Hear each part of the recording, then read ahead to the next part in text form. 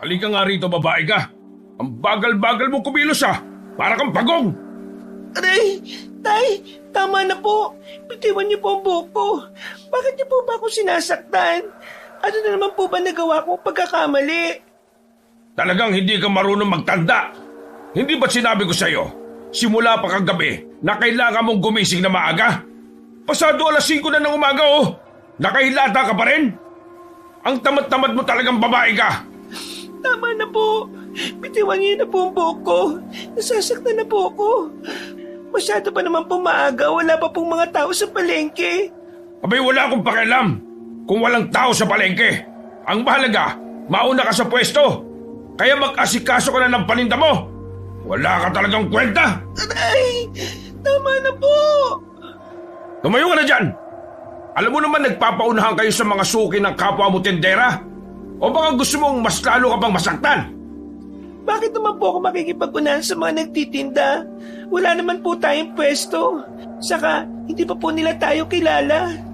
Dapat sumasagot ka ba? Ako nga alas 2 pa lang na madaling araw nagigising na para manghuli ng isda sa pesting palaisdaan na yan. Hindi ako nagre-reklamo. Hala, tumayo ka riyan at umalis ka na para magtinda ng tilapia sa palengke. Napakatabad mo. Sinisira mo lang lagi ang araw ko Aray! Sasaktan po ako. Bitiwan niyo po ang buhok ko. Bakit po ba kayo ganyan sa akin? Dahil naaalala ko sa yung lintik na nanay mo.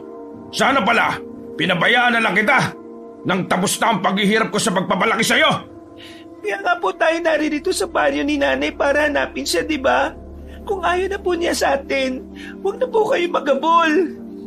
Alam mo kung bakit tayo sumunod sa baryo ng nanay mo? Para ipamukha ko sa kanya na nagkamali siya sa pag-iwan niya sa atin. Ipapakita kong nagkamali siyang ipinaubayan niya sa akin ng pag-aalaga sa'yo. Hahanapin ko siya para ibigay ka sa kanya. Ilang beses ko na po bang sasabihin sa inyo, hindi po ako sasama sa kanya. Kahit ilang beses niyo po akong ipagtulakan, saktan, hindi pa rin po ako sasama sa kanya. Wala siyang kwentang ina. Kinamumuhian ko siya. At kung pati po kayo ay magiging ganyan sa akin, isusumpa ko pong hindi niyo na mararanasang mali ng anak. Tandaan niyo po yan. Ang lakas ng loob mong pagbantaan ako. Iniwan niya tayo, Tay. Bakit ba tayo mag-aabol sa kanya? Kung pati po kayo, ipagpipilitan niyo po ako sumama sa kanya. Maglalayas po ako. Hindi niyo po ako mapipigilan. Anong sabi mo? Aray! Ang buhok. Ako magpapasya kung kailan ka pwedeng lumaya sa pamamahay na to. Pero hanggat nakatira ka sa poder ko, walang ibang masusunod kundi ako. Naintindihan mo? Kaya huwag ka na mag-inarte o umiyak pa sa harapan ko. Dahil baka hindi ako makamagpigil, mas lalo kitang masaktan. Bilisan mo! Kunin mo na ang mga timba na may lamang mga tilapia at ilako mo na sa palengke. May darating akong bisita mamaya. Oh, itinatayo-tayo mo dyan. Binitiwan ko ng buhok mo Ano pa bang gusto mo, sabak? Sa isang liblib na baryo ng San Hubay, ay may isang dalagang dayo na ang hanap buhay ay pagtitindahan ng isdang tilapia. Si Luna, 19 na taong gulang, kasama ang kanyang ama na si Mang Jose, na may 55 taong gulang. Mahilig uminom ng alak kasama ng mga bago nitong kakilala. Sinasabi ng kanyang ama na dati silang taga rito, pero dahil matagal silang nanirahan sa Maynila, nagsilbi silang dayo sa sarili nilang lugar. Madalas siya nitong sinasaktan dahil sa hindi matanggap na iniwan sila ng kanyang ina. Kahit pangalan nito, ay hindi niya masambit dahil sa laki ng galit niya sa kanyang ina. Lumakas siyang may galit sa taong nagluwal sa kanya sa mundo. Kaya naman, kahit hirap, ay hindi niya iniwan ng ama. Ayaw na niyang gawin ang ginawa ng kanyang ina, na naglayas para sumama sa ibang lalaki. Bagay na talagang naging kalbaryo na sa buhay niya. Akma na sanang lalapat sa kanyang pisngi ang nakataas na kamay ni Mang Jose nang mabilis na tumayo si Luna. Mula sa pagkakalugmok niya sa sahig na gawa naman sa kawayan, agad niyang nilapitan ng isang timbang isda na ilalako niya sa palengke. Isang matalim na sulyap ang ibinato niya sa kanyang ama. Nanginginig ang kanyang kamay nang hawakan ng tangkay ng kulay asul na timba. Ramdam na ramdam niya ang masakit niyang ulo. Pakiramdam niya ay humiwalay ang kaluluwa niya sa kanyang katawan. Bago angatin ng timbang may laman na isda, ay pumutak muna ang kanyang masaganang luha diretso sa sahig. Saka lang niya napansin na natuklap ang kanyang kuko sa paa. Dumudugo ang daliri ng may kumikibot na sugat.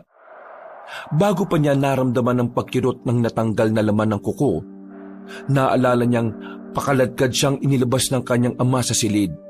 Kaya hindi niya napansin ang nangyari sa paa. Gagawa ka na naman siguro ng dahilan para hindi makapagtinda, no? Tigilan mo na yung kaartihan mo, ha? Kumilos ka na! Masakit po ang daliri ko sa paa, Tay. Dahil sa natuklap na kuko. Hoy, anong pakialam ko? Saka mo na lang intindihin yan at baka kung ano pang magawa ko sa'yo. Ano? Hindi ka ba tatayo dyan? Opo, tatayo na po. Mabilis na dinampot ni Luna ang kulay asul na timba. Saka paika-ika ang lakad na lumabas ng bahay. Kahit papaano ay may konti ng liwanag sa paligid kaya hindi na siya mag-aalalang maglakad na madilim. Lalo na at sa gubat siya dadaan. Pinagmasdan na muna ni Luna ang paligid ng bakuran bago niya inihakbang ang nasaktang paa. Kaya lang nagulat pa siya nang biglang may tumadyak sa kanyang likuran. Kaya't hindi na siya napadaan sa ikalawang baitang ng hagdan.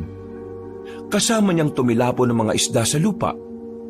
Nang muli siyang tumingin sa pintuan, nakita niya si Mang Jose na nakatayong nakahawak sa bewang ang dalawang kamay. Magkasalubong ang mga kilay. Habang galit na galit itong nagsalita. Walang bakas sa mukha ng pag-aalala para sa kanya. Yan ang napapala ng makupad na kumilos. Kanina pa ako nagsasabing umalis ka na.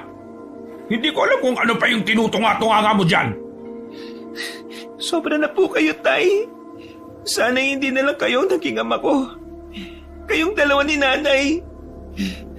Hindi kayo dapat binigyan ng pagkakataon maging magulang. Sana'y ibinigay ako ng Diyos sa mga magulang na kayang magpakama at ina sa anak nila. Parang naantig ang damdamin ni Mang Jose sa mga sinabi ni Luna. 2 taon na nagsama ang kanyang mga magulang bago pa siya dumating sa buhay nito. Tahimik na pumasok sa loob ng bahay si Mang Jose. Habang si Luna ay isa-isang dinampot ang mga nagkalat na isda sa lupa. Buhay pa ito dahil bagong huli lang sa palaisdaan. Habang hinuhugasan niya ang mga isda gamit ang tubig ulan na nakasahod sa bubong, ay naalala niyang hindi lang naman isang beses siyang nasaktan ng kanyang ama. Nangyayari ito kapag walang pera ang tatay niya, lalo na kapag walang alak. Nang matapos na siya sa kanyang ginagawa, ay binigtas niya ang daan papuntang palengke. Pero bigla niyang nakita ang isang matandang lalaki na tumatakbo, papalapit sa kanyang kinaroroonan. Kung titingnan, ay parang edad 65 taong gulang na ang matanda. Habang tumatakbo, ay bitbit ang isang plastik na may laman ng isdang tilapia. Naabutan ito ng 2 maskuladong lalaki. Galit na galit itong kinuwelyuhan ng matanda. Pagkatapos ay pilit inaagaw ang dala nitong isda. Manipis lang ang plastik at matalas ang kaliskis ng tilapia. Kaya nawasak ang lalagyan at bumagsak ang mga isda sa mabatong kalsada. Napataklob si Luna sa sarili niyang bibig. Habang pinapanood ang eksena, dala na matinding awa sa matanda. Hindi nito pinansin ang mga lumilipad na bato. Basta tuloy lang sa pagdampot ng mga isda. Hindi na natiis ni Luna na hindi lapitan ng matanda. Nakita niyang patuloy lang sa pagdampot ng mga tilapiyang nagkalat sa lupa. Habang nanginginig ang kamay nitong pilit iniipon ng isda pabalik sa nawasak na plastik. Sumisigaw ang mga tao na magnanakaw nga daw ito at huwag kaawaan. Naturingan daw na dating kapitan pero salot naman daw sa kanilang hanap buhay. Tama na! Pakiusap! Binili ko talaga ang mga isdang ito! Hindi ko ito ninakaw. Hindi ako magnanakaw, alam niyo yan. Naku, Diyos ko po. Nagdudugo na po ang inyong sugat sa noo. Dahil sa mga batong binabato sa inyo. Naggalit na galit na mga tao. Tumabi ka dyan, baka masaktan ka at madamay sa galit nila.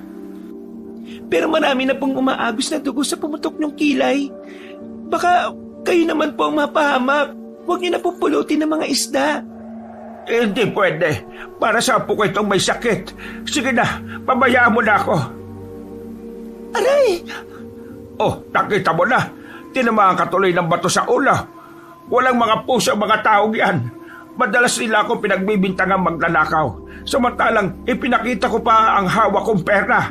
Binaliwala na nila ang pagiging mahusay kong kapitan noon. Para na akong walang silbi. Nakikiusap po ako, tara na po. Masakit silang bumato eh. Umalis na po tayo. Huwag niyo na pong pulutin ng mga isda. Bibigyan ko na lang po kayo. Tara na po. Lumayo na tayo rito. 2 araw pa lang si Luna sa baryo ay iba't ibang klaseng karahasan na ang kanyang nakita. Habang patuloy na pinapaulanan ng mga bato ang sinasabing magnanakaw daw na matandang lalaki, ay walang tigil din ito sa pagdampot ng mga nagkalat na isda sa kalsada. Dala na matinding awa ni Luna, nang makita ang humahalong dugo sa putik, pinigilan na niya ang kamay nito. Bitiwan mo ang kamay ko. Hindi ko kailangan ng tulong mo. Paborito ito ng aking apo. Hindi totoo ang sinasabi nila. Pinakipunan ko ang perang ipinampili ko rito. Kaya walang dahilan para pabayaan kong mawala lang ang mga pinagpaguran ko. Kayo ko lang nakitang maganang kumain ng apo ko. Pagkatapos, masasayang lang. Pero nagdurog na po ang mga isda. Pagkatapos silang tapakan ng paulit-ulit. Kaya sige na po, kunin niyo na lang po itong isang plastic na tinda kong tilapia. Umuwi na po kayo at ipagluto niyo po ang apo ninyo. Pero, nakikiusap po ako. Mas lalong malulungkot ang apo ninyo kung makikita niya ang mga sugat ninyo sa katawan. Matagal na tumitig ang matanda sa mukha ni Luna. Pagkatapos ay tumayo na ito at napayakap sa kanya ng mahigpit. Inalalayan niya itong maglakad papalapit sa tindahan ni Aling Sisa, kung saan ay naroroon ang kanyang paninda. Pinunasan niya ang laylayan ng suot na t-shirt ng tinamaan ng bato sa kanyang ulo. Alam niyang dumudugo ang kanyang sugat dahil sa umaagos na mainit na likido sa kanyang balat. Kumuha si Luna ng isang kulay asul na plastik bago nilagyan ng malalaking isda para ibigay sa matanda. Saka lang niya napansing tahimik na itong umiiyak. Iniabot niya ang isda sa matanda. Nanginginig ang kamay nitong tinanggapang plastik na parang nakahinga ito ng maluwag. Halata sa matanda ang pagmamahal para sa apo nito. Dahil kahit nasaktan nito, ay ibinili pa rin ito ang paborito nitong ulam. Maraming salamat, Ineng. Napakabuti mo. Luna po ang pangalan ko. Kayo po. Lolo Narding na lamang ang itawag mo sa akin. Huwag ka mag-alala. Kapag nagkita ulit tayo, babayaran ko ang isda mo. Sana nga muling mag-cruise ang landas natin. Para kasing matagal na kitang kilala. Hayaan mo, mababayaran din kita. Ako, wag na po. Bigay ko lang po yan sa inyo. Pero papaano ka? Alam ko namang namumuhunan ka din dito. Ayos lang po. Teka, Lolo. Umaagos pa po ang dugo sa kilay niyo eh. Hindi niyo po ba yan ipapagamot? Isa akong albularyo. Kaya ako na lang ang gagamot nito. Mukhang dayo ka lang sa lugar na ito, ano? Taga saan ka ba? 2 araw pa lang po kami dito. Kami po nakabili ng maliit na palaisdaan ng tilapia sa gitnang kagubatan. Huling ani na po namin ito. Niloloko po kasi kami ng may-ari eh. Ay nako, hindi kayo niloko. Nagkataon lang na mahina ang pagpaparami ng isda sa lugar na yan. Namatay kasi ang may-ari ng palaisdaan. Ang sabi, nagpakamatay raw. Pero hindi ako naniniwala. Alam kong pinatay sila. Hanggang ngayon, ay hindi pa rin nabibigyang linaw ang nangyari sa mag-asawa. Nakapagtataka kasi na hanggang ngayon hindi pa rin nakikita ang kanilang mga ulo. Sige na, baka matakot ka pa. Salamat sa mga isda, Luna. Nahabol na lang ng tanaw ni Luna ang papalayong matanda. Papasok sa makipot na daan patungong kakahuyan. Maya-maya pa ay inayos na lang niya ang mga dalang timba. Papunta sa loob ng palengke. Pupwesto siya sa gilid ng kalsada na daanan ng mga tao. Kahit marami ang nagagalit sa kanyang kapwa niya tindera. Nagpalinga-linga siya sa paligid dahil kanina pa siya nakatayo roon ay walang gustong lumapit sa kanya. Kailangan niyang makabenta na mapapaubos ang isdang tilapia nang may maipakita siya sa kanyang ama. Kaya lang pasado 4:00 na ng hapon. Ngunit wala pa siyang benta. Natunaw na rin ang asin na inilagay niya sa mga tilapia. Hanggang dumilim na ang paligid ay nagpasya na siyang umuwi. Pero bigla siyang kinabahan nang makitang nagmamadaling lumapit sa kanya si Mang Jose. Bitbit nito ang bote ng alak na wala ng laman. Indikasyon na kailangan na naman niyang bilhan ito ng bagong alak na tuba. Ano? May benta ka na ba dyan? Hanga na! Nagkakasarapan na kami mag-inuman ng mga bago kong kakilala Ano? Sana? Kukunin ko na yung napagbentahan mo. Ano? Bilisan mo na! Pero wala pa po akong benta, Tay. Wala po kasing bumibili sa akin Ano? Maghapon kang nakatunga dyan? Pero hanggang ngayon wala ka pa rin benta? Abay, tarantado ka ba? Bakit hindi ka gumawa ng paraan? Ang hina talaga ng isip ko, Wala kang diskarte. Talaga pong wala, Tay Bakit? Ayaw niyo po bang maniwala? Lahat sila halatang iniiwasan ako. Ano pong gagawin ko? Nagulat si Luna nang biglang dakutin ni Mang Jose ang kanyang buhok at maigpit siyang sinabunutan. Gumuhit ang sakit sa kanyang anit. Parang humiwalay ang kanyang buhok sa ulo dahil sa malakas nitong pagkakakapit. Inutil ka talaga kahit kailan. Di sana'y gumawa ka ng paraan para maibenta mga isda. Kung kinakailangan ibenta mo pati ang sarili mo, gawin mo! Wala ka talagang silbi. Ay, nasasaktan na po ako. Bitiwan niyo po ang buhok ko. Talagang masasaktan ka sa akin kapag umuwi kang walang dalang alak. Alam mo, ayaw kong ipinapaya ako sa mga kaibigan ko Hindi lang yan ang aabutin mo pag ako'y napahiya. Dahil kung hindi, dila mo lang ang walang latay sa akin. Naintindihan mo? Halos patulak na binitiwan ni Mang Jose ang buhok ni Luna. Muntik pa siyang mapasubsob sa babatong lupa na pinupwestuhan niya sa pagtitinda. Parang walang pakialam na naglakad papalayo ang kanyang ama pabalik sa kanilang bahay. Naluluhang nahabol na lamang niya ng tingin ito. Habang ang mga taong nakakita sa ginawa sa kanya ng kanyang ama ay mahahalatang natuwa pa sa nangyari sa kanya. Inayos niya ang kanyang sarili, saka muling nag-alok ng paninda sa papauwi ng mga tao. Hanggang makita niyang siya na lamang ang nasa palengke. Wala na siyang nagawa kundi umuwing bitbit ang tindang tilapia. Hinahabol na siya ng langaw dahil sa mabahong amoy ng nabulok na isda. Nagkaroon lang siya ng pag-asa nang makitang bukas pa ang tindahan ni Aling Sisa. Kinapalan na niya ang muka para lang umutang ng alak para sa kanyang ama. Mabuti na lang at kahit hindi siya masyado nitong kilala ay pinautang siya nito. Nakita raw ng ginang ang ginawa sa kanya ng kanyang ama. Kaya dala ng awa ay sinabi nitong huwag na raw niyang bayaran. Hawak ang alak habang sa kaliwang kamay ay bitbit ang isang basket ng panindang tilapia. Nagsimulang maglakad ang dalaga papauwi sa kanilang bahay. Pagpasok niya sa gubat sa malawak na pataniman ng mahogani, naramdaman niya ang kakaibang kilabot na hatid ng malamig na simoy ng hangin. Pati na ang mga huni ng mga kulisap, indikasyong kalat na talaga ang dilim sa paligid. Mas bininisan pa niya ang pagakbang ng mga paa na parabang may nakasunod sa kanya. Bumundol lang kaba sa kanyang dibdib, lalo na nang makarinig siya ng tunog ng mabangis na hayop na nanggagaling sa ilalim ng lupa. Hindi sinasadyang napatid siya sa nakaharang na kahoy sa daanan. Sa malas ay naitukod pa niya sa lupa ang bote ng alak para mapigilan ang pagbagsak ng kanyang katawan sa lupa. Pero hindi kinaya ng tuba ang buong bigat ni Luna. Nagkaroon yun ng gatak sa may takip.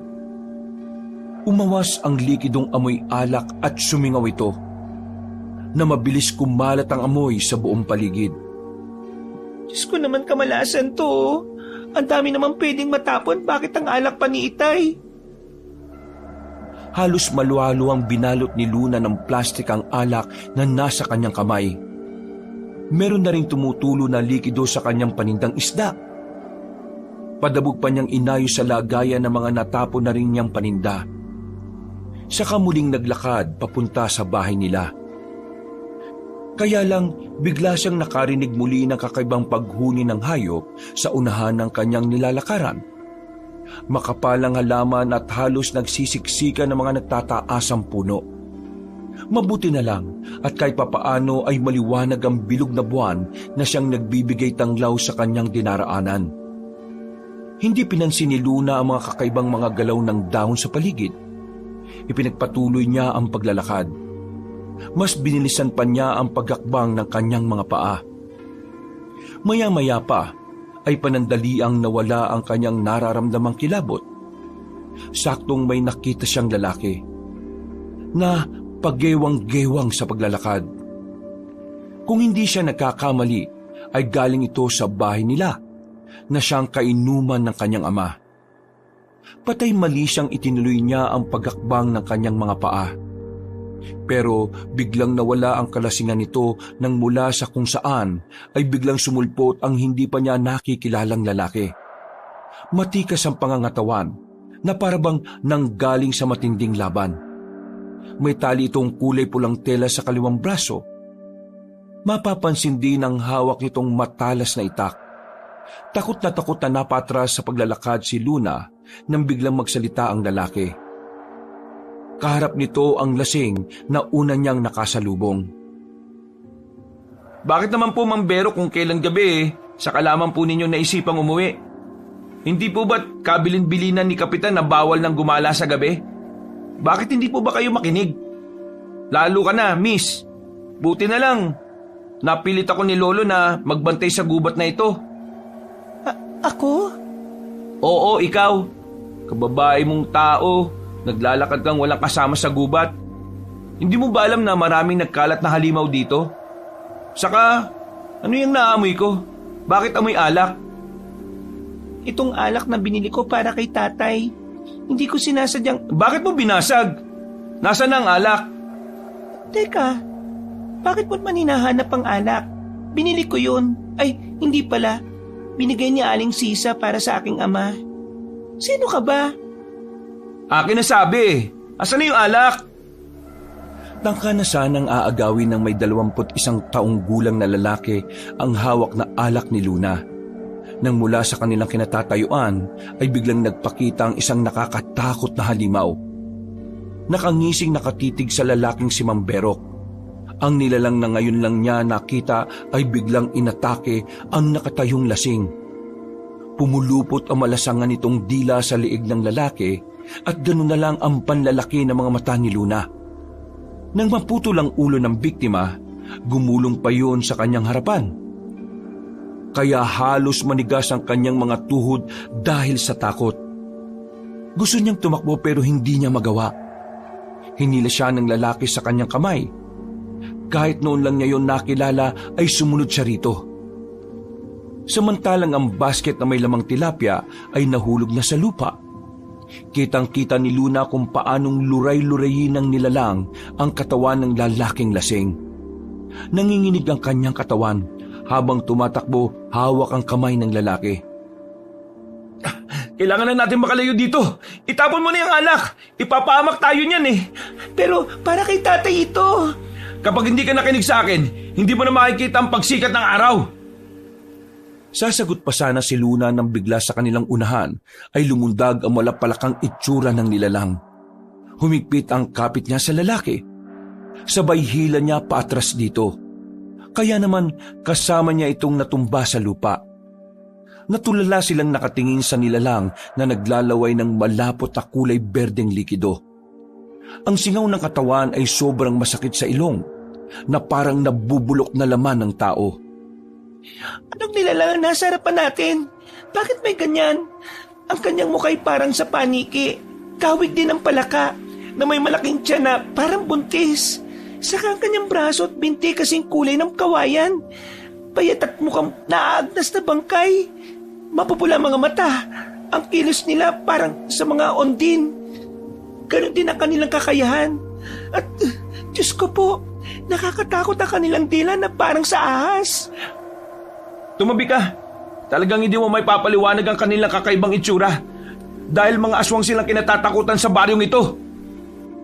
Pinilit ni Luna na tumayo kahit masakit ang kanyang binti. Patras sa mga nilalang na nakasunod sa kanila. Halos lumawa ang malalaki nilang mga mata. Habang may mga tumutulong malalapot na likido sa kanyang bibig. Ang isa pang nilalang na dumating ay dala ang kanyang timba na may naglalamang isda. Na kahit may asin ay nilantakan nito ang katawan ng tilapia. Napapalunok ng laway si Luna. Pagkatapos niyang makita ang paraan kung paanong kinain nito ng buo ang kanyang paninda, maging ang lalaking kasama niya ay hindi na rin nakapagsalita. Habang patuloy nilang pinanunood ang mga nilalang na nasa kanilang harapan. Ano nang gagawin natin? Unahin mo munang itapon ang pesteng alak na hawak mo. Mamamatay na lang tayo, hindi mo pa binibitiwan yung tuba ng iyong ama eh. Hindi ka naman siguro ipagpapalit ng tatay mo sa inumin na yan. Gusto sanang sabihin ni Luna na ang mga sinabi ng lalaki ang pinakamasaklap na katotohanang magagawa ng kanyang ama. Pati ang paglalako niya ng isda na kahit wala naman siyang kinikita ay pilit siya nitong pinagtitinda. Hindi niya alam kung bakit iba ang pakiramdam niya sa totoong layunin ng kanyang ama sa paghahanap buhay niya. Nagulat na lang si Luna nang tumayo ang lalaki at pablot nitong itinapon ang hawak niyang alak sa mga nilalang na lumundag pasugod sana sa kanilang kinaroroonan. Dito napansin ni Luna na hinabol ng mga halimaw ang ibinatong alak ng lalaki sa damuhan. Saktong tumama yon sa katawan ng nakahintong usa malapit sa mga halimaw. Bumuhos ang alak sa katawan ng hayop at kulang na lang ay manlaki ang mga mata ni Luna. Nang walang awang pinagtulungang atakihin ng mga nilalang ang kaawa-awang usa. Napasigaw siya ng malakas at habang kinakain ng laman loob ng hayop ay mabilis na napalingon sa kanilang gawi. Napabaling atensyon ng mga aswang sa kanila na may bahid pa ng mga dugo sa labi. Pasugod na sila sa atin! Naloko na! Takbo! Pahilang dinampot ni Ruben ang kamay ni Luna. Saka mabilis na tumakbo papunta sa kakahuyan. Malalaki rin ang mga hakbang ng mga paa niya, habang pilit na tinitiis ang masakit niyang binti. Lalo na ang pagkirot ng natuklap niyang kuko sa paa. Sandali! Magpahinga muna tayo. Talagang hindi ko na kaya eh. Hindi ba tayo titigil? Hindi ba tayo titigilan ng mga halimaw na yon? Talagang hindi. Hanggat hindi nawawala ang amoy ng alak sa katawan mo. Halika na, may alam akong pwede natin pagtaguan. Akma na sanang hahawakan ng lalaki ang kamay ni Luna, pero umiwas siya at matalimang tinging ipinukul sa lalaking kaharap. Teka, sandali. Bakit pa ako sasama sa'yo? Ngayon lang kita nakilala. Ngayon ka pa magtatanong kung kailan nasa bingit na tayo ng kamatayan. Kanina pa tayo magkasama, di ba? Di ko nga alam kung bakit tinutulungan pa kita eh. Naalala ko lang ang kwento sa akin ni Lolo Narding. May dalagang dayo raw na tumulong sa kanya para ibigay ang natapong isda para sa kapatid kong matagal lang may sakit. Si Lolo Narding ba? Oo, siya nga. Sinasabi ko na nga ba eh, ikaw nga yung tinutukoy ni Lolo. Kasi halatang hindi ka taga rito eh. Siya ang nagpahanap sa'yo. Alam niyang dadaan ka sa kagubatan. Hindi mo alam ang mga kwentong aswang dito. Akala ko kanina nagkamali ako ng nilapitan eh. Tara na, Kailangan na natin makalis dito bago pa nila tayo maabutan. Doon ka muna sa bahay. May proteksyon ng kubo laban sa mga halimaw na humahabol sa atin. Hahakbang na lang sana si Luna nang huminto ang lalaki. Nalaman niyang Ruben ang pangalan ng binata. Matagal itong nakatingin sa puluhan ng hawak na itak. Saka muling tumingin sa kanya na may pag-aalala. Bakit? Napapalibutan na nila tayo. Wala na tayong paraan kundi ang harapin ng mga aswang. Paano mo nalaman? Mainit ang hawakan ng itak. Huwag kang hiwalay sa tabi ko ha. Bukod sa mahilig uminom ng alak, gusto rin nila ang dugo ng mga dalagang naglalaya sa gabi. Pinagloloko mo na lang yata ako eh.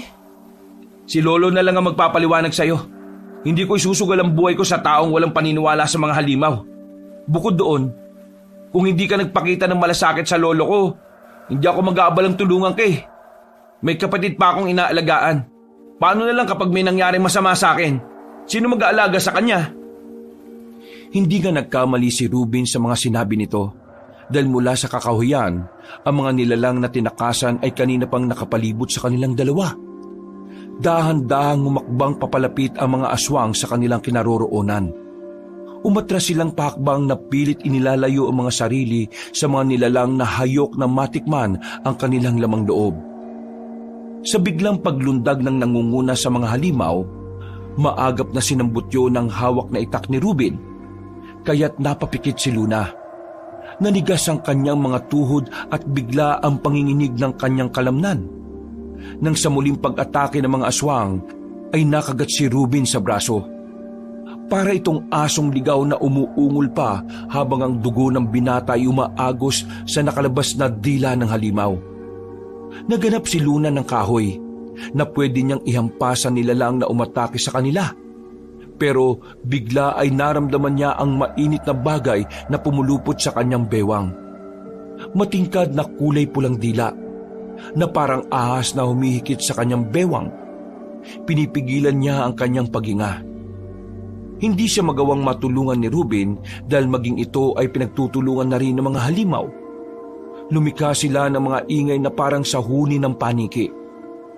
Habang ang kanilang kulay berdeng muka ay nakadagdag sa nakakatakot na itsura na katulad ng palaka.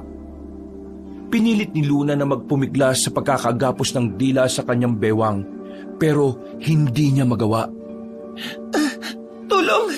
Tulungan niyo kami! Lumayo kayo sa mga halimaw! Lumayo kayo mga halimaw kayo! Naramdaman ni Luna ang pagsadsad ng kanyang paa sa lupa. Indikasyong hinihila na siya ng nilalang na nakaatake sa kanya gamit ang matigas nitong dila. Pilit na inaalis ng dalaga ang madulas na bagay sa kanyang bewang, pero habang pilit niyang tinatanggal ito, ay mas lalo lamang sumisikip ang pagkakagapos nito sa katawan niya.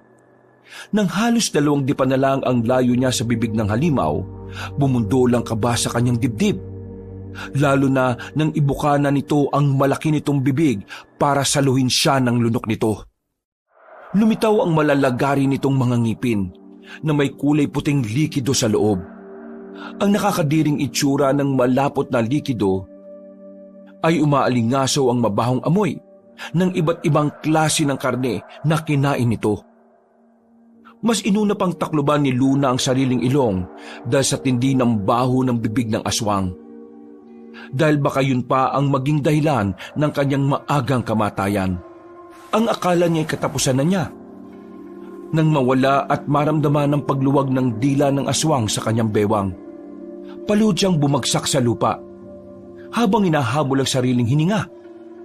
Nakawala si Ruben sa mga aswang na umatake dito, kaya naputol nito ang dila ng aswang na umatake sa kanya. Hindi pa man siya nakakabawi ng lakas nang muling sumugod sa kanila ang halimaw na naputulan ng dila ni Ruben. Galit na galit itong tumakbo papalapit sa kanila. Parang mas lalo siyang nagalit sa ginawa mo, Ruben. Halika na! Kailangan na natin makalis dito. Sa paghuni nila kanina ng tulad sa paniki, palatandaan nyo ng pagtawag nila ng mga kasama. Mabilis na tumayo si Luna. Kahit nararamdaman na niya ang matinding pagod ng katawan, idagdag pa ang paghihirap sa pag-aninaw sa daang tinatahak nila. Maging ang ilang beses niyang pagkakadapa sa lupa, Sumusugat yun sa kanyang maputing tuhod. Halos maluha siya sa sakit. Sa bawat pagtama ng mga sanga ng kahoy sa dumudugo niyang sugat.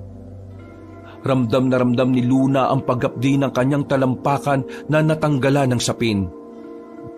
Pero habang pinipilit nilang tumakas, paulit-ulit naman bumabalik sa kanyang isipan ng takbong kamuntikan na siyang malapa ng aswang. Kaya kahit nahihirapan ay pilit siyang sumasabay sa bilis ng takbo ni Ruben. Umaagos ang mainit na likido sa kanyang binti. Nang hindi na siya nakatiis, ay nahikit niya ang kamay ng binata para sandali silang magpahinga. Sandali, wala na bang katapusan nito? Pagod na ako eh. Hindi ko na kaya. Hinahabol pa rin nila tayo. Konting taste na lang. Malapit ang bahay ni Lolo sa lugar na ito. Kahit maabutan nila tayo sa bahay namin, ay hindi sila makakalapit sa atin dahil sa mga proteksyon na iniligay ni Lolo sa loob ng bakuran. Kaya tara na, hindi na ako pwedeng mapahamak. Kawawang kapatid kong umaasa sa akin. Iwanan mo na lang ako dito. Kahit saglit lang, gusto ko muna magpahinga. Hindi kita iiwan dito. Kapag may nangyaring masama sa'yo, habang buhay ko nang dadalhin sa aking konsensya ang pagkamatay mo. Hindi natin sila kaya. Kaya si Lolo Narding lang ang may kakayahang lumaban sa kanila.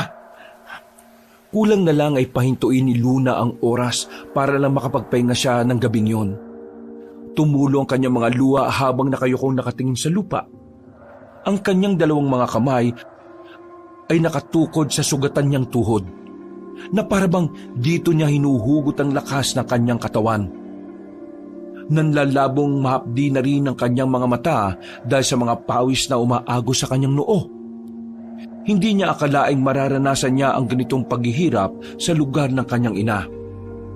Habang si Ruben ay nagpapalinga-linga sa paligid na baka sa muka ang matinding pagod at pag-aalala. Ilang sandali pa ay nagulantang silang dalawa sa biglang paglundag ng nilalang na kanina pa pala nasa kanilang likuran. Nabitiwan ng binata ang hawak nitong itak at ang dati nitong sugat ay dumugo na rin dahil sa malakas na kalmot ng aswang. Pumatak ang mapulang likido sa lupa na lalong nagpabaliw sa mga bagong dating na mga kasama nito. Halos lahat ay kasing taas nila, pero ang nakakatakot sa kanilang mga itsura ay ang mga bilog na bilog nilang mga tiyan. Walang nagawa si Luna, kundi ang tulungan ng binata sa pagtanggal ng mga dila ng aswang na nakapulupot sa katawan nito. Dinampot niya ang itak, saka nakapikit na pinagtatatagpas niya ang mga dilang nakadikit sa katawan ni Ruben. Hanggang narinig ni Luna ang boses ni Ruben. Ligtas na ito at napatumba na niya ang mga halimaw. Binawi ni Ruben ang itak sa kanyang kamay, saka muling tumakbo palusong sa matarik na gilid ng bundok. Wala na silang pakialam kung saan sila mapunta. Ang mahalaga ay nakatakas sa mga baliw na halimaw na humahabol sa kanila.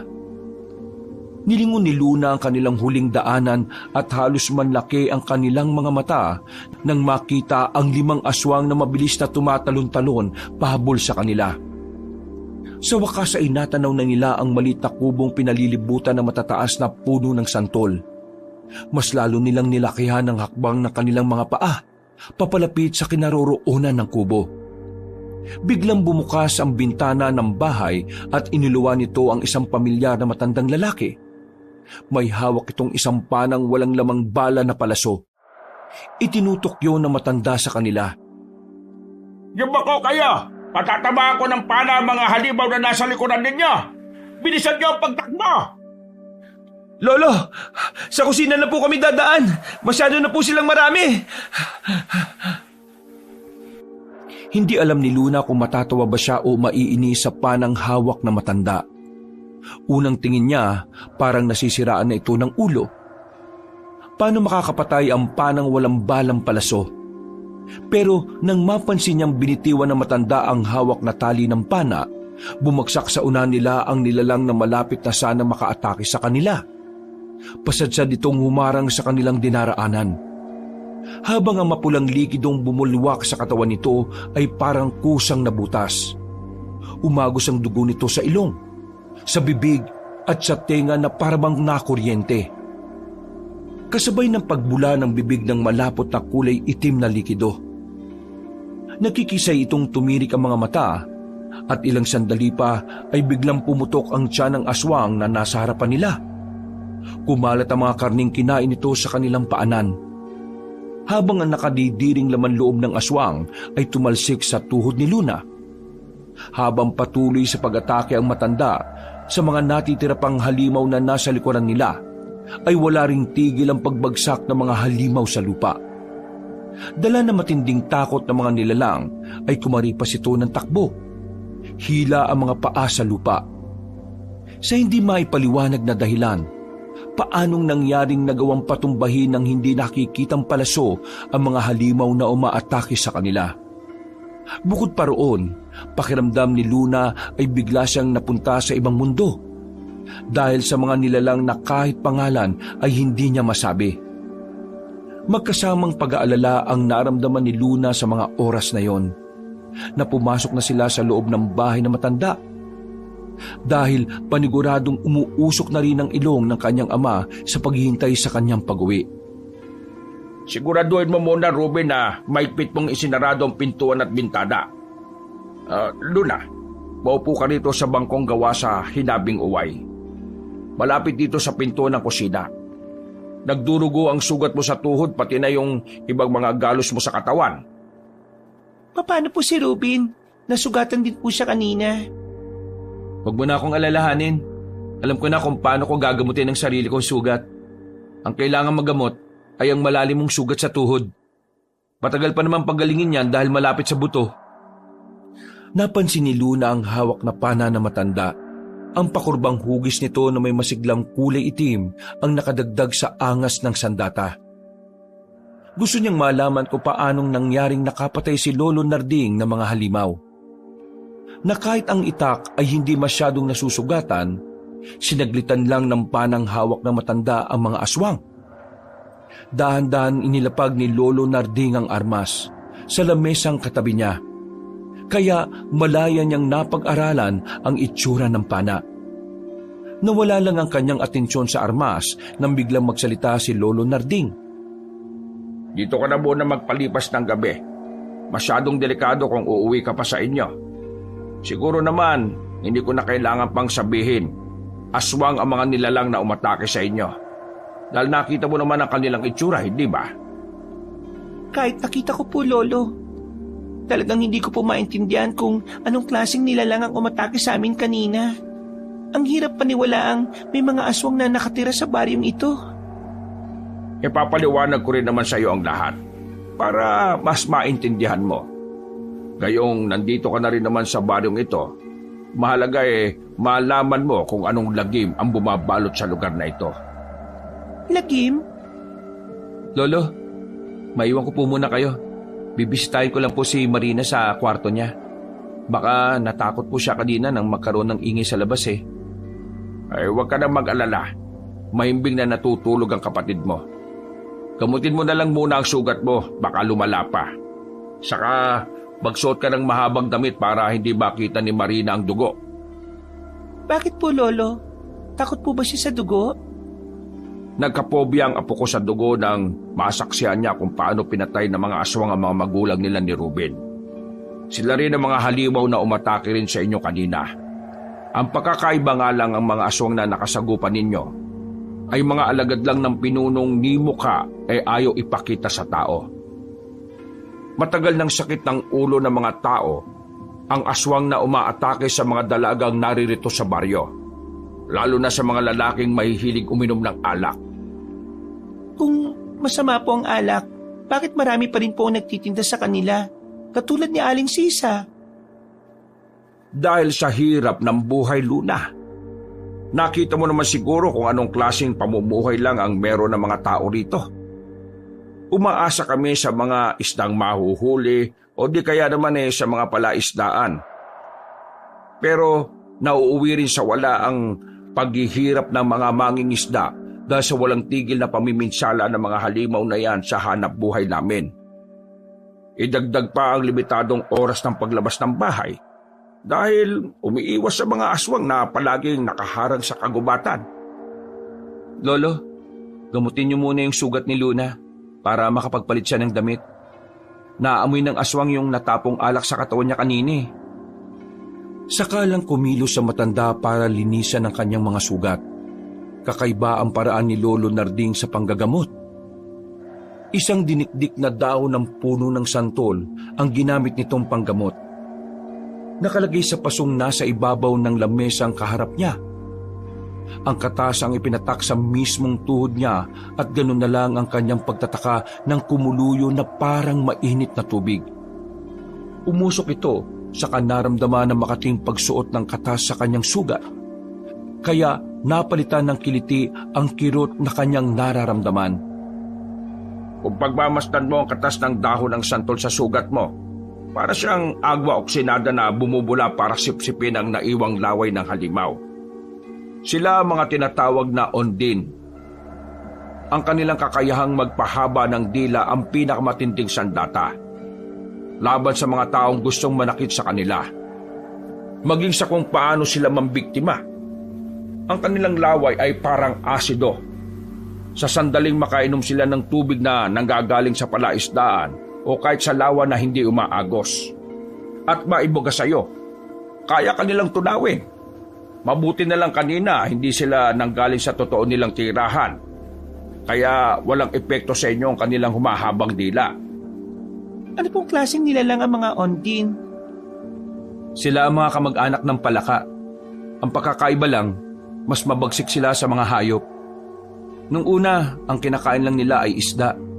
Pero pagkatapos ng aksidenteng nakatikim sila ng karne ng tao, na may-ari ng palaisda ang pinagkukunan mo ng tilapia, nagbago sila at kumain na ng tao. Lalo na mga taong amoy alak. Ipinagtataka ko lang bakit amoy ng alak ang nagpapagutom sa kanila. Anong meron po sa alak?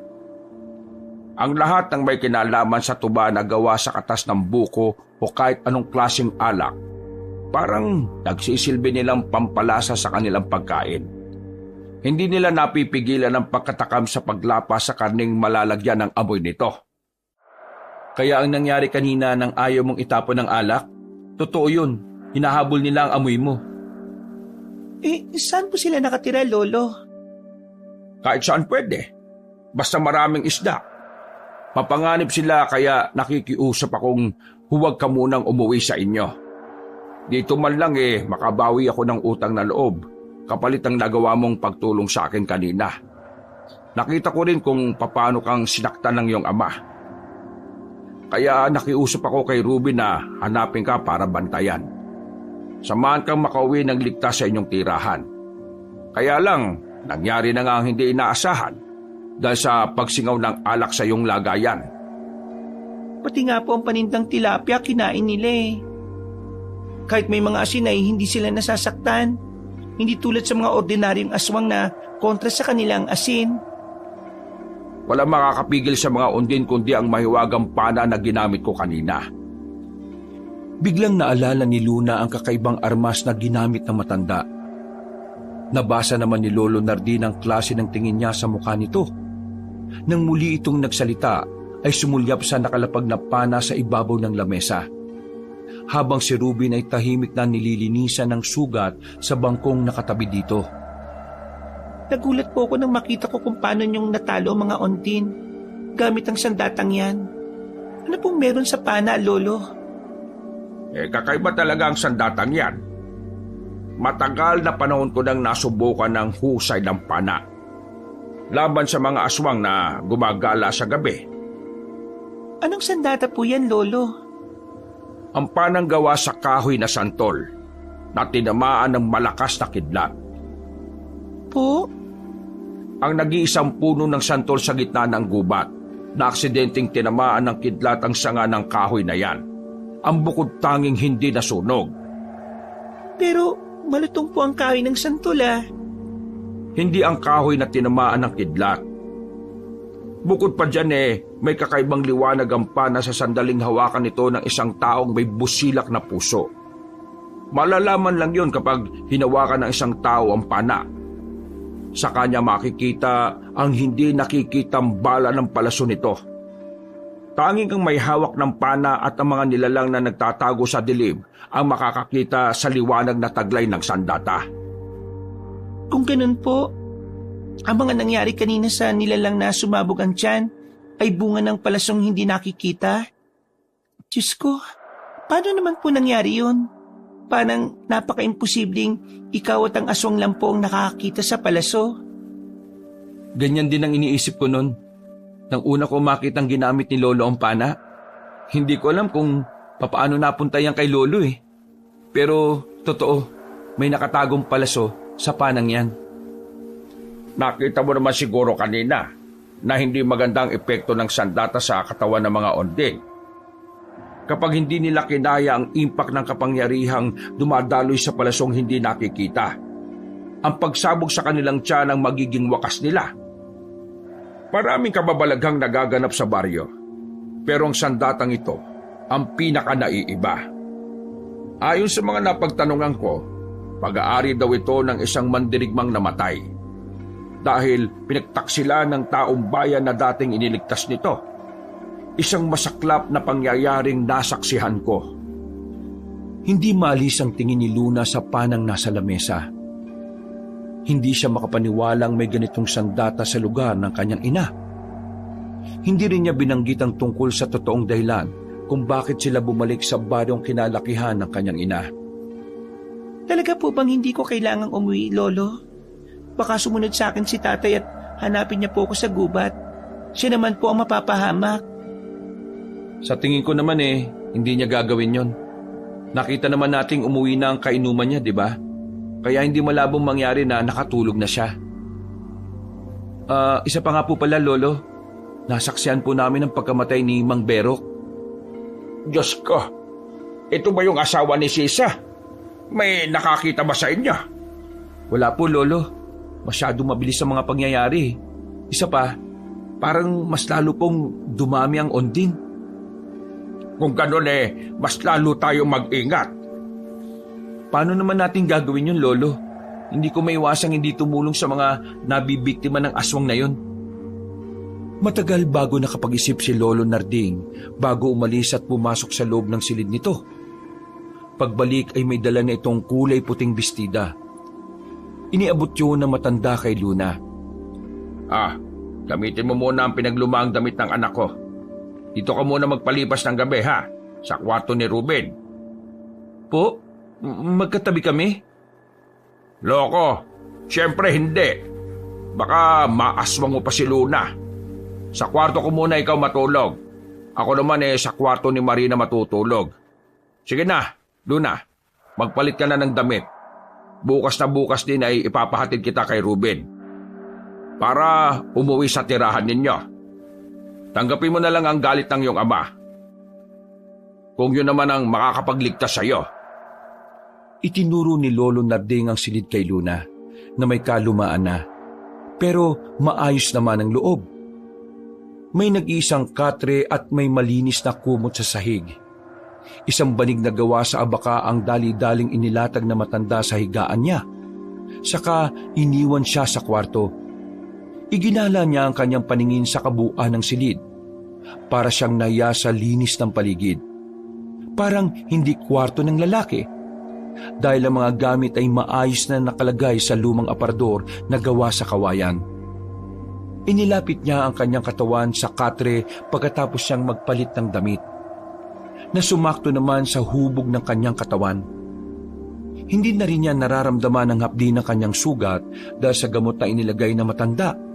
Dala na matinding pagod sa mahaba nilang pagtakbo kanina. Agad na nakatulog si Luna sa higaan habang nakalawit ang paa sa katre.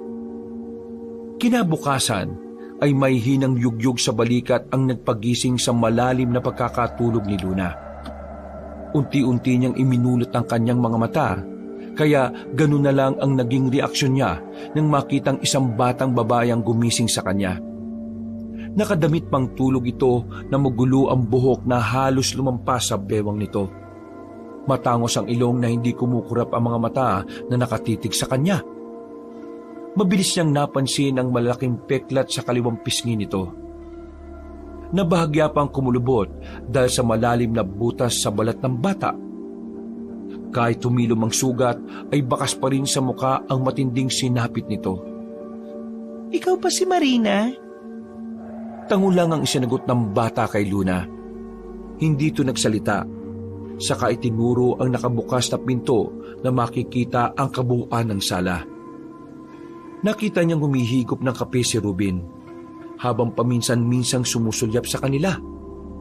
Maya-maya pa ay napilitan na siyang sumunod sa batang naunang lumabas sa silid. Awa ang agad na naramdaman niya, habang pinagmamasdan pati ang paraan ng paglalakad nito. Nakita rin niya ang matanda na nakaupo malapit sa kinauupang bangko ni Ruben. Tumabi rito si Marina na muling tumingin sa kanyang muka. Ayaw nitong maalis ang tingin na parabang pilit siyang kinikilala. Baka sa mga mata ni Marina ang pagsilip ng takot. Hindi na lang niya yon pinansin dahil alam na niyang ito ang bata na dumanas ng malupit na karahasan ng mga ondin. Magsalabat ka na muna para hindi ka pagsakta ng sikmura sa paglalakad. Kailangan mo nang umalis. Ikaw naman, Ruben, bantayan mo si Luna, ha? Hanggat maaari, wag mo siyang iiwan sa kamay ng ama niya. Abang hindi nakakapasok sa loob ng bahay si Luna, natitiyak kong sasaktan na naman siya ng magaling niyang ama. Basta, kapag kailangan mo ng tulong namin, Luna, huwag kang mahihiyang magsabi, ha? Hindi na po yata mangyayari yun, Lolo. Pipilitin ko si tatay na umalis na sa lugar na ito. Malalagay po siya sa panganib, lalo na po kung hindi po siya titigil sa pag-inom ng alak. Ay, ikaw ang bahala. Ay, siya nga pala. Kung gusto mo dalhin mo na rin ang pana. Po, Lolo naman, alam naman ninyong mahalagang sandatang yan. Mas kakailanganin po natin ng pana. Tama po si Ruben, Lolo Narding. Salamat po sa pag-aalala niyo. Hindi na po ako iinom ng salabat. Hindi po ako sanay sa ganyang mga inumin. Tara na, Ruben. Nag-aalala na kasi ang tatay ko. Sa pagpihit ng hakbang ni Luna, ay hindi sinasadyang natabig niya ang dulo ng panang nakapatong sa lamesang pinaglagyan ng matanda sa salabat. Nahulog ito sa sahig, kaya't dinampot niya yon para sana ibalik sa lamesa.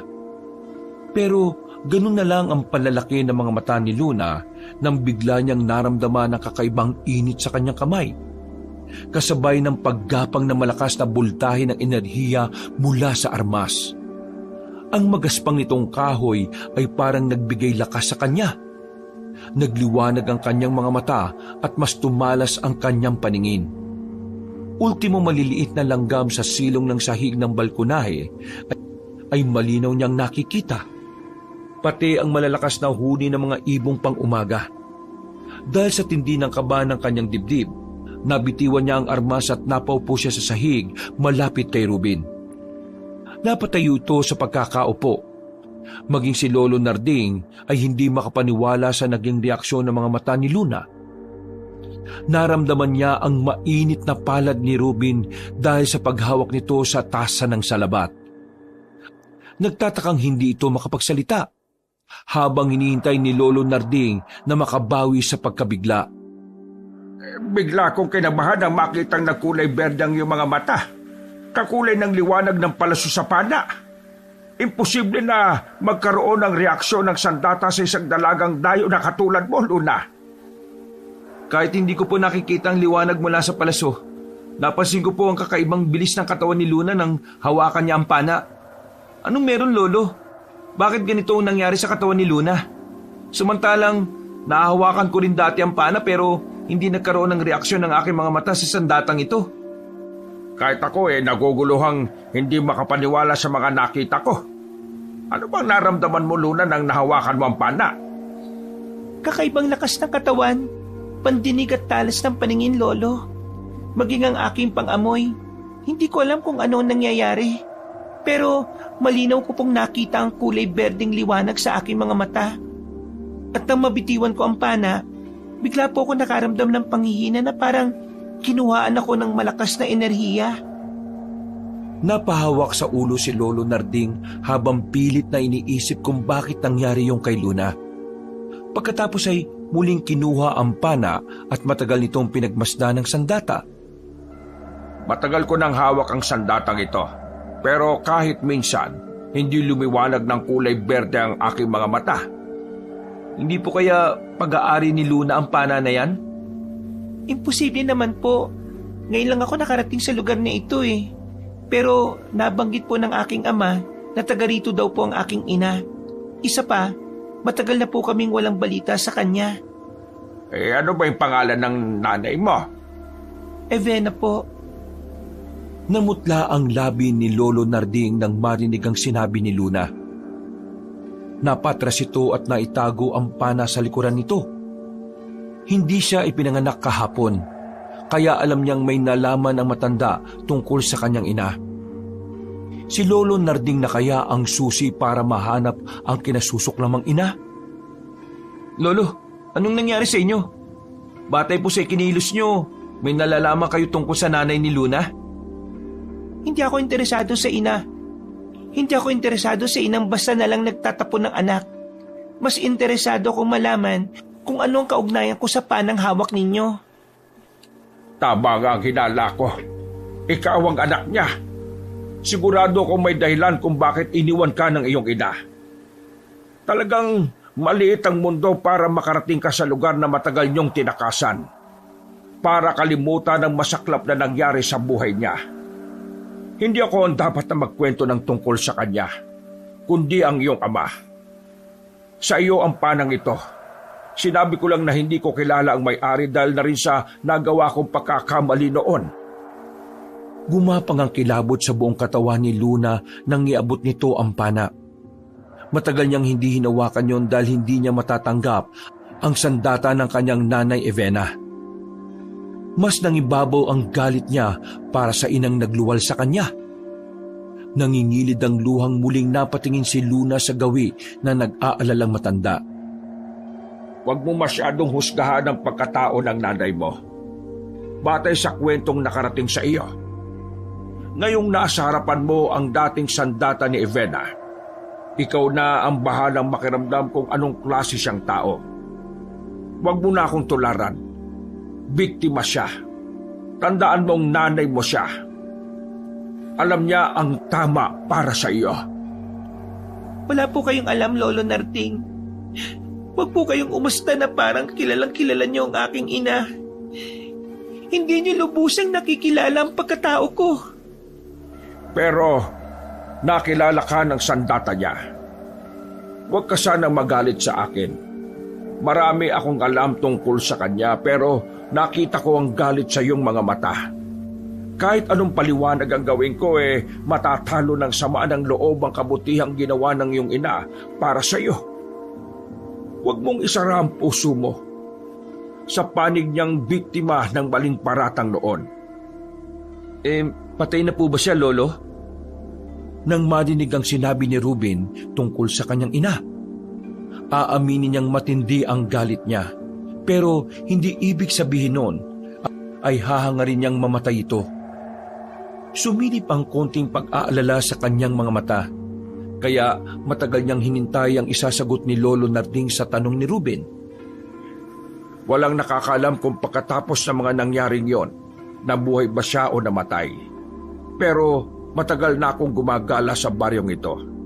Ngunit ni minsan ay wala akong nakikitang bakas niya na magpapatunay na buhay pa siya. Sige na, umuwi ka na, Luna. Dalhin mo ang pana at ipakita mo sa iyong ama ang sandatang yan. Nagdadalawang isip si Luna kung tatanggapin ba niya ang pana na iniaabot sa kanya na matanda. Maya-maya pa ay muli niyang nahawakan ng pakurbang hugis ng kahoy ng sandata. Biglang may malakuryenteng gumapang sa kanyang katawan. Kasabay ang pagliwanag ng kanyang mga mata. At sa isang iglap, biglang nagbago ang kulay ng mga mata ni Luna. Habang nagtatakang napatingin sa mga mata ni Lolo Narding. Hindi nga ako nagkamali. Nakilala ka ng sandata ng iyong ina. Sana hindi pa huli ang lahat. Pero may dahilan kung bakit napunta ka rito. At napunta sa mga kamay mo ang armas. Sige na, panahon na para ikaw naman ang magtanong sa iyong ama. Sinasabi ko na nga ba na si Jose ang nakita kong nanakit sa iyo? Sinasaktan ng kanyang ama si Luna? Oo, kaya nga samahan mo siya. Mag-iingat kayo. Kahit mataas ang araw ay may kakayahan ng mga ondi na umatake sa inyo. Lalo na't nalagasan sila ng mga tauhan sa pagsalakay sa inyo kagabi. Maghanap sila ng kapalit na mahahawakan para patuloy na magparami ng kampon. Walang imik na naglakad sina Luna at Rubin habang pinakikiramdaman nila ang paligid. Marami rin ang tumatakbo sa isip ni Luna. Pati na ang pagtanggap niya sa katotohanang matutuklasan niya tungkol sa totoong kwento ng kanyang ina. Ilang minuto ang lumipas habang wala pa rin gustong magsalita sa kanila ni Rubin, ay panayang linga nito sa paligid. Parang balisang hindi maintindihan ang gagawin. Maliwanag kanina ang sikat ng araw, pero biglang dumilim dahil sa nagbabantang pagbagsak ng ulan mula sa makapal na ulap sa kalangitan. Bagay na alam ni Luna na kayang magpakita ng mga halimaw kapag wala ang presensya ng araw. Bigla ay nakadinig ng malakas na yabag ng paa si Luna mula sa 10 dipa na agwat na layo sa kanya. Kasunod ng malakas sa paghuni ng ibong nakakaramdam sa panganib. Bakit? Sumusunod sa atin ang mga nilalang na umatake sa atin kagabi. Parang naghahanap lang ng pagkakataon para salakayin tayo. Mainit din ang hawakan ng pana. Ang problema, hindi ako marunong gumamit nito. Kapag hinihingi ng pagkakataon, matututunan mo rin kung paanong gamitin yan. Sa palagay ko, marami silang mga nilalang na nasa paligid ng gubat. Mas lalong nilakihan ni Luna ang kanyang pagakbang habang unti-unti ang paglapit ng mga naririnig na kaluskos sa kanilang paligid. Iginala niya ang paningin sa mataas na punong nakapalibot sa malawak na kagubatan hanggang sa madaanan na nila ang palaisdaan. Halata sa lugar ang pagkaubos ng mga tilapia, maging ang mga bakas ng paa ng mga ondin sa lupa. Napansin din ni Luna na nakarating na sa lugar ang kulay asul na timba na pinaglalagyan ng inilako niyang tilapia. Nang damputin na niya ang bagay na yon, ay bigla na lang may pumulupot na dila sa kanyang braso. Hinila siya sa tabing palaisdaan ng nilalang na nagtatago sa makapal na halamanan. Pero nang maramdaman niya ang pagliwanag ng kanyang mga mata, ay kusang bumitaw ang dila ng halimaw na parang napapaso sa kanyang katawan. Dito na niya sinubukang hilahin ang tali ng pana para asintahin ang ondi na tumalon sa tubig para magtago. Ginamit ni Luna ang talas ng kanyang paningin sa pag-atake. Nang sapat na ang lakas niya para hilahin ang tali ng pana, ay biglang lumitaw sa kanyang harapan ang palasong nakabala sa kanyang pana. Halos manlaki ang kanyang mga mata nang maalalang maaring ang taong nasa paligid niya ay hindi nakikita ang liwanag ng sandata. Pero siya, kitang-kita niya ang malakidlat na talim ng palaso. Pagbitaw niya sa hawak na tali, ay diretsyong bumulusok yon sa ilalim ng tubig. Lumutang ang aswang na lumilikha ng nakakatakot na paghuni ng isang tunog ng paniking nasasaktan. Nakita rin ni Luna na may tama ito sa tiyan. Gulat na gulat si Rubin sa galing ng pagkakaasinta niya sa kalaban. Kumalat ang bumulwak nitong dugo sa tubig na nagbigay ng alarma sa ibang mga nilalang na natutulog sa ilalim ng tubig. Bilisan mo! Umalis na tayo! Nabulabog mo sila, Luna! Hindi ako natatakot.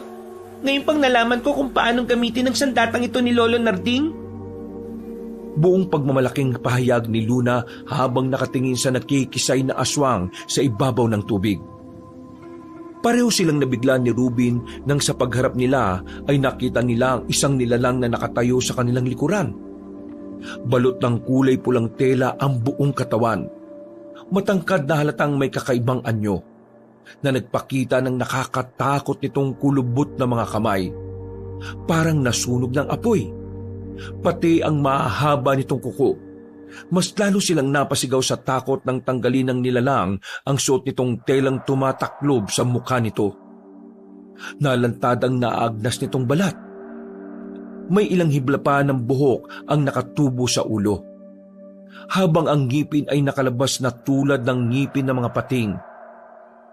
Nakakadiri ang itsurang kumalat pa sa hangin ang mabahong amoy malansang pinaghalong na bulok na laman ng bangkay. Siya ang pinuno ng mga Ondin! Tara, tumakbo na tayo! Hinilan ni Ruben ang natulalang si Luna, pero nahilan na rin ito ng halimaw na may naaagnas na balat. Tumulo pa ang malapot itong laway sa braso na may tanga ng pana ni Luna. Nagpumilit siyang magpumiglas at hindi gumana sa aswang ang lakas sa taglay ng kanyang sandata. Sinakal ng aswang si Luna, kaya nabitiwan niya ang kanyang pana. Bumagsak yon sa lupa, habang pinipilit niyang abutin ng sipa ang sikmura ng kalaban. Pero malakas ito at halatang walang pakialam kung mamatay man siya. Mas lalong nanlaki ang mga mata ng dalaga nang makita niyang inilabas ng nilalang ang malaahas nitong dila. Ikinakaskas pa yon sa kanyang pisngi. Para siyang pagkaing tinitikman ng lasa.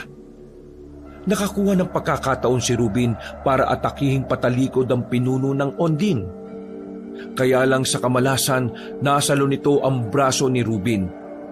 Kitang-kita ni Luna kung paanong binali ng aswang ang kamay ng binata. Kaya naman, maging ang hawak nitong itak ay nabitiwan rin at bumagsak sa lupa. Muntik pang tamaan ng paa nito, habang si Luna ay sakal pa rin ng halimaw na bahagya ng umangat ang kanyang paa sa damuhan. Bitiwan mo ko!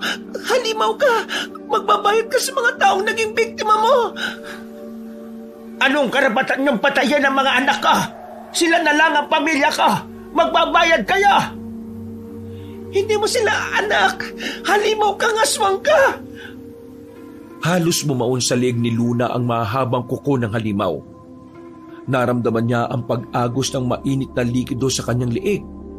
Mabuti na lang at kahit nasaktan masyado si Ruben, ay nagawa nitong damputin ang nahulog na pana sa lupa. Ibinigay nito ang sandata kay Luna, saka ay pinalo ni Luna ang pana sa mukha ng aswang. Napahawak ito sa sariling pisnging nasugatan. Umalingaw-ngaw ang lakas ng sigaw nito sa buong gubat. Dahilan para isa-isang magpakita ang mga iba pang Ondin na nagtatago sa kakahuyan.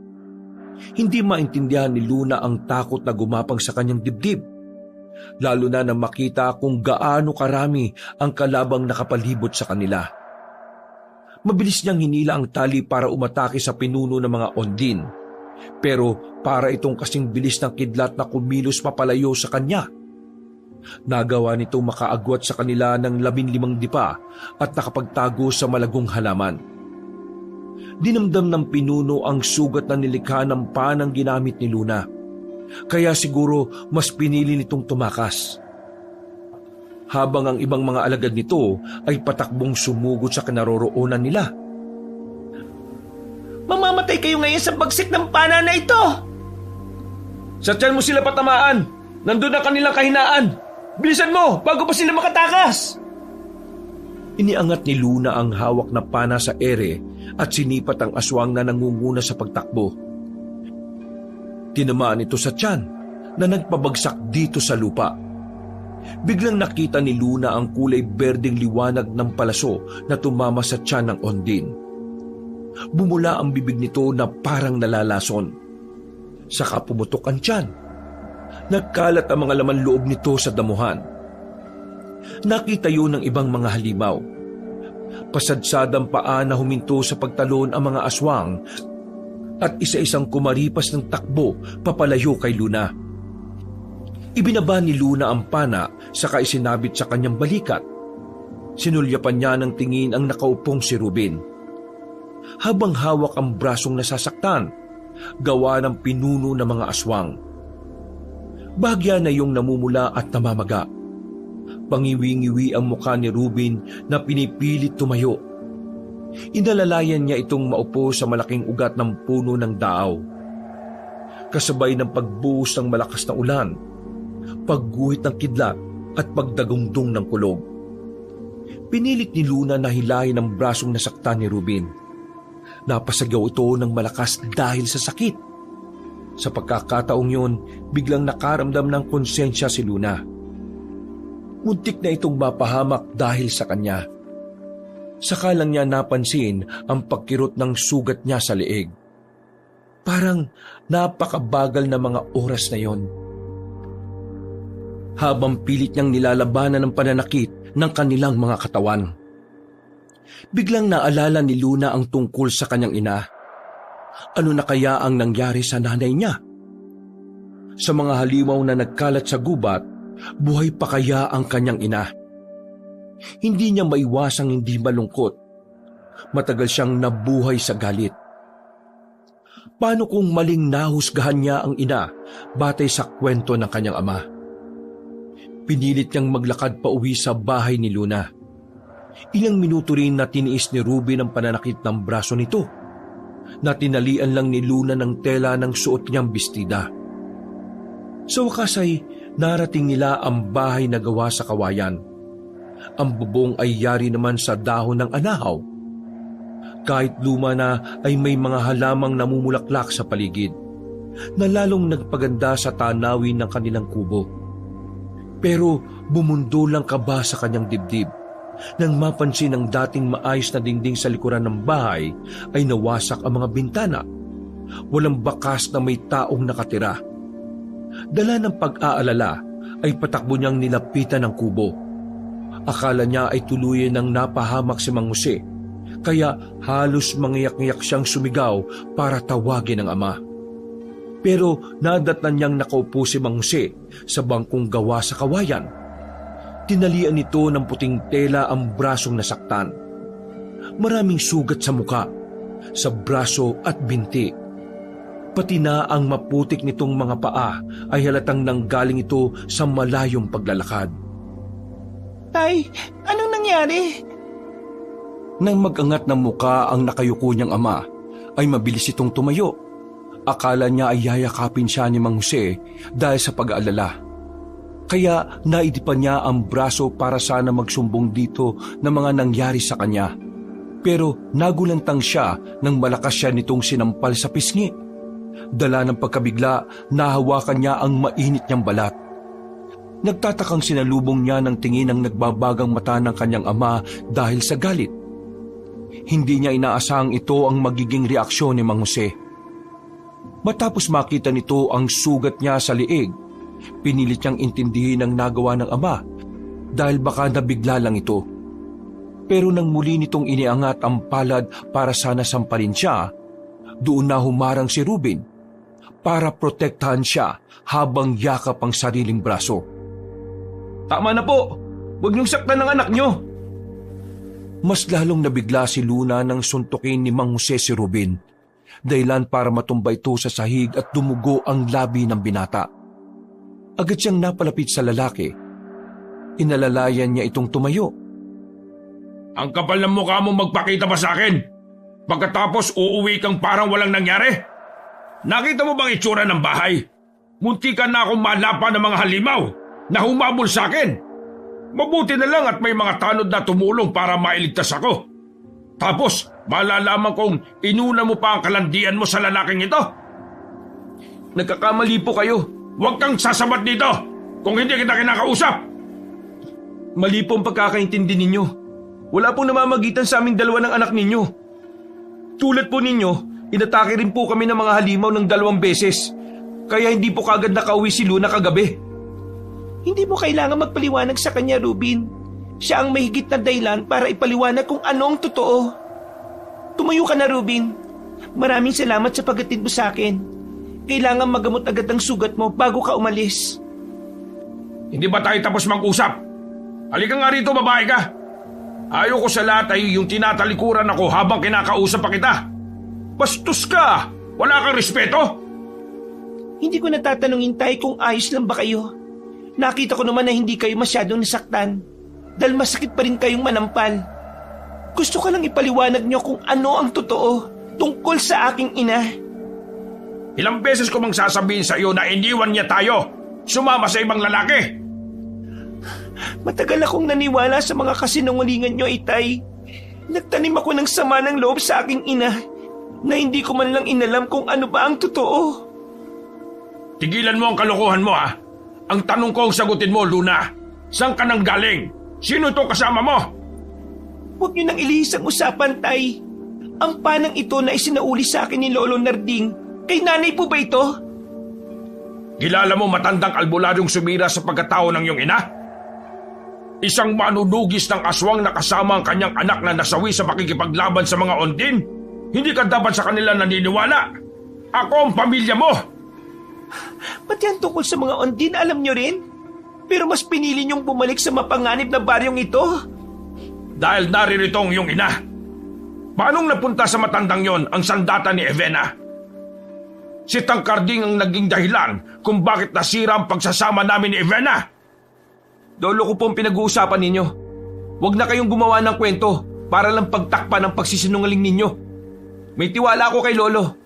Alam niyong biktima kami ng aswang, kaya nararapat lang na maging malupit kami sa mga nilalang na nagtatago sa dilim. Kaya ba pinagbintangan niyo ang asawa ko na isang aswang? Matagal na hindi nakapagsalita si Ruben. Hindi nito alam ang mga sasabihin, habang si Luna ay mas lalong nalilito sa mga naririnig. Pero nahihirapan na siyang maniwala sa kanyang ama. Kung wala talaga itong tinatago sa kanya, bakit ngayon lang unti-unting nagkakaroon ng linaw ang mga katanungan niya tungkol sa kanyang ina? Dala ng bugso ng damdamin ay napahugulgol ng iyak si Luna. Galit na galit siyang napasabunot sa sarili niyang buhok. Na hindi niya pinansin ang masakit niyang leeg dahil sa tama ng kuko ng halimaw na umatake sa kanya. Walang imik na tumakbo sa labas ng bahay si Ruben dahil nabigla rin ito sa mga sinabi ni Mang Jose. Habang si Luna naman ay nagtungo sa kanyang nasirang silid at ipinahinga ang pagod na katawan. Yakap ang sandata ay tahimik na napayak si Luna. Naramdaman niyang sumunod si Mang Jose sa kanyang silid. Wala kayong sasabihin na paniniwalaan ko. Malalaman ko rin ang tungkol sa totoong nangyari kung bakit naglahog parang bula ang aking ina. Kanina nang makaharap ko ang pinuno ng mga aswang, bigla kong naalala si nanay. Paano kung namatay na siya? Mawawala siya sa mundong ito na hindi niya nalinis ang kanyang pangalan sa maling paniniwala ko para sa kanya. Yun ang totoong kwento. Iniwan ka ni Evena dahil natatakot siyang madamay ka sa mga paratang ng pamilya niya. Sa pangungunan ni Lolo Narding na dating kapitan ng baryong ito. Isang manunugis na albularyong batas at totoo ang lahat ng mga sasabihin na matanda. Madali siyang pinaniwalaan ng mga taong may mataas na respeto sa kanya. Itinakas kita sa baryong ito para protektahan ka sa ganti ng mga taong nawala ng pamilya dahil sa mga Ondin. Pero walang kasalanan ng iyong ina. Hindi siya aswang. Napilit naman pinagkakalat ni Lolo Narding. Dahil sa matinding galit nito sa nangyari sa anak, ibinintang niya kay Evena ang kamatayan nito. Kahit ano pang sabihin niyo, nagsisinungaling kayo sa akin. Gumawa kayo ng kwento para magalit ako sa aking ina. Dahil yun lang ang tanging paraan para hindi mo na maalala si Evena. Kaya po ba, araw-araw niyo akong sinasaktan? Kasama ba yun sa pagpapanggap ninyo? Bumakas sa mukha ni Mang Jose ang matinding lungkot. Pumatak ang mga luha sa mata kaya parang nadurog ang kanyang puso. Na gusto niyang paniwalaan ang sinasabi nito. Nagkamali ako sa paraan ko para maibalik ang iyong ina sa piling natin. Yun lang ang naisip kong paraan para kung sakaling makita niya na sinasaktan kita, ay magpapakita ulit siya sa atin. Pero kahit anong gawin ko, wala na siya. Walang bakas na naririto pa siya. Huling balita ko sa kanya naglaho raw na parang bula pagkatapos sa pagtulungan sakta ng taong bayan. Ang kaawa-awa mong ina. Hinayaan kong isipin nilang dayo lamang tayo dito sa lugar na ito para hindi nila malaman ang totoong pagkatao mo. Kasama po ba ang pagpipilit sa akin sa paglalako ng isdang tilapia? Akma na sanang sasagot si Mang Jose sa tanong ni Luna nang bigla itong nabuwal sa kinatatayuan. Nanginig ang katawang tumitirik ang mga mata. Habang naninigas ang daliri, namimilipit itong gumugulong sa sahig Dahil sa hindi mapigilang pananakit ng sugat, nilapitan ni Luna ang kanyang amang nagsisigaw dahil sa kirot ng brasong may tali ng tela. Tay, ano po nangyayari sa inyo? Kunin mo ang bawang sa kusina! Magdikdik ka! Bilisan mo! Sandaling nakalimutan ni Luna ang mga hinanakit sa kanyang ama. Nang sumunod siya sa utos nito, dinampot niya agad ang bawang sa ibabaw ng lamesa bago bumalik sa kanyang ama. Sa mismong tabi nito, dinurog niya ang bawang at nang kumatasyon ay siya na rin ang nagtanggal sa telang nakatali sa braso para ilagay ang gamot. Tumambad sa paningin ni Luna ang nangingitim na sugat ni Mang Jose. Nagtutubig na parang nagmula sa kagat ng ondin. Parang may asido na unti-unting sumusunog sa laman ng kanyang ama.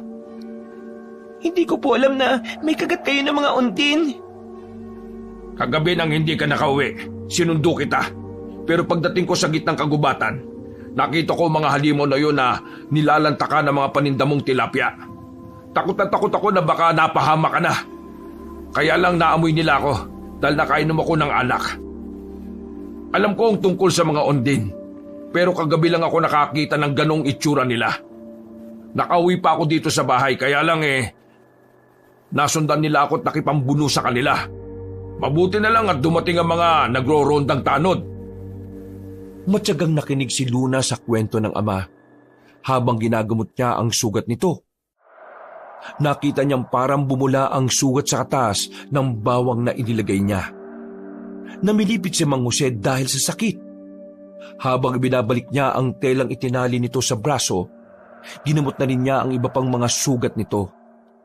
Saktong pagtayo ni Luna ay may napansin siyang mga bakas ng paa sa sahig. Maputik at alam niyang hindi yun bakas ng mga ondin, kundi bakas ng taong nanggaling sa putik. Sinulya pang muli ni Luna ang kinatatayuan ng ama. Nakarating po ba ang mga tanod sa loob ng bahay natin, Tay? Hindi sila nakapasok dito. Sa labas pa lang natakot na sila sa apoy. Kaya nga nakaligtas ako dahil sa mga sulo ng mga tanod. Bakit mo naman naitanong? Wala po. Sige, saka na lang po ako magtatanong sa totoong nangyari kay nanay. Gagamutin ko po muna ang sugat ko sa lieg. Mabilis na tinalikuran ni Luna ang kanyang ama na tumayo para mahiga sa bangko. Pagpasok niya sa kanyang silid ay nahulog siya sa malalim na pag-iisip. Kung hindi nakarating ang mga tanod sa loob ng kanilang bahay, kanino kayang bakas na mga paa ang nasa sahig papunta sa kusina? Maliit yun at hindi tugma sa sukat ng paa ni Mang Jose. Dinampot ni Luna ang kanyang pana na nasa higaan niya. Saka maingat na tumayo at tinungo ang kusina, dala ang kanyang sandata. Wala naman siyang nararamdamang init sa pana. Pero pagdating niya sa kusina ay wala namang kakaibang presensya sa loob. Sakalang napanatag ang kanyang loob nang makitang walang bakas ng panganib sa paligid. Kaya muli siyang nagpahinga. Hanggang pagsapit ng gabi ay hindi dinalaw ng antok si Luna. Saktong nakaramdam siya ng uhaw kaya maingat siyang naglakad papunta sa kusina. Nakita niyang bukas na bukas ang nasira nilang dingding. Kaya ganun na lang ang panlalaki ng kanyang mga mata nang makitang nakatayo ang pinuno ng mga ondin. Habang ang kanyang ama ay nakaiga sa mahabang bangko. Wala itong kamalay-malay na kanina pa ito pinagmamasdan ng halimaw. Mabilis siyang kumilos para balikan ang kanyang pana. Iniwan niya yon sa loob ng kanyang silid. Pero napuluputan agad siya ng dila ng mga nilalang na nasa likuran ng pinuno. Nahila siya sa sahig, kaya pilit siyang kumakapit sa mga siwang ng kawayan. Dahil sa ingay niya, nagising si Mang Jose. Hindi rin nakapagsalita nang makitang nakaiga na siya sa sahig. Tay, kunin niyo ang pana ko sa kwarto, dali! Dito lang pala kita matatagpuan. Pinatay mo ang mga anak ko. Kailangan mo magbayad. Kayo ang dayo para guluhin ang pamilya ko. Bitiwan mo ang anak ko. Huwag mo siyang saktan. Nagtagal akong nagtiis na hindi manakit ng tao. Pero inuubos niyo ang pasensya ko. Dumating pa ang pakirammerang babaeng ito. Habang nagsasalita ang halimaw ay pilit tinatanggal ni Luna ang nakagapos na dila ng Ondine sa kanyang bewang. Maya-maya pa ay dumagdag ang isa pang dila ng aswang sa mismong kanyang leeg. Habol ang hiningang mas lalong nagpupumigla si Luna. Tay! Ang pana! Bago pa nakakilo si Mang Jose para sana kunin ang pana sa kwarto, ay bigla itong sinuntok sa sikmura ng pinuno ng mga Ondine. Kaya natumba ito sa bangkong kinahigaan nito habang sapo ang sikmurang nasaktan. Sa pagbagsak ay nahawakan nito ang telang tumataklob sa mukha ng halimaw, kaya nalantad ang itsura nito. Maging ang kanyang ama ay halos manlaki ang mga mata sa nakadididing itsura ng pinuno.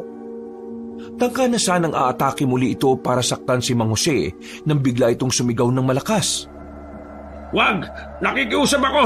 Huwag mo ako sasaktan! Pakiusap! Pakawalan niyo ang anak ko! Tay! Saktong kakapusin ng hininga si Luna nang biglang nagkagulo sa labas ng bakuran. Narinig niya ang boses ni Lolo Narding at ni Rubin habang nakikipagpambuno sa mga Ondine. Ay, Notel! Patayin ang mga pakialamero! Kaya nang nabitiwan si Luna ng mga Ondine na may sakal sa kanyang leeg at bewang, bumagsak siya sa sahig habang habol ang kanyang hininga. Naramdaman niyang tumakbo si Mang Jose papunta sa kanyang silid.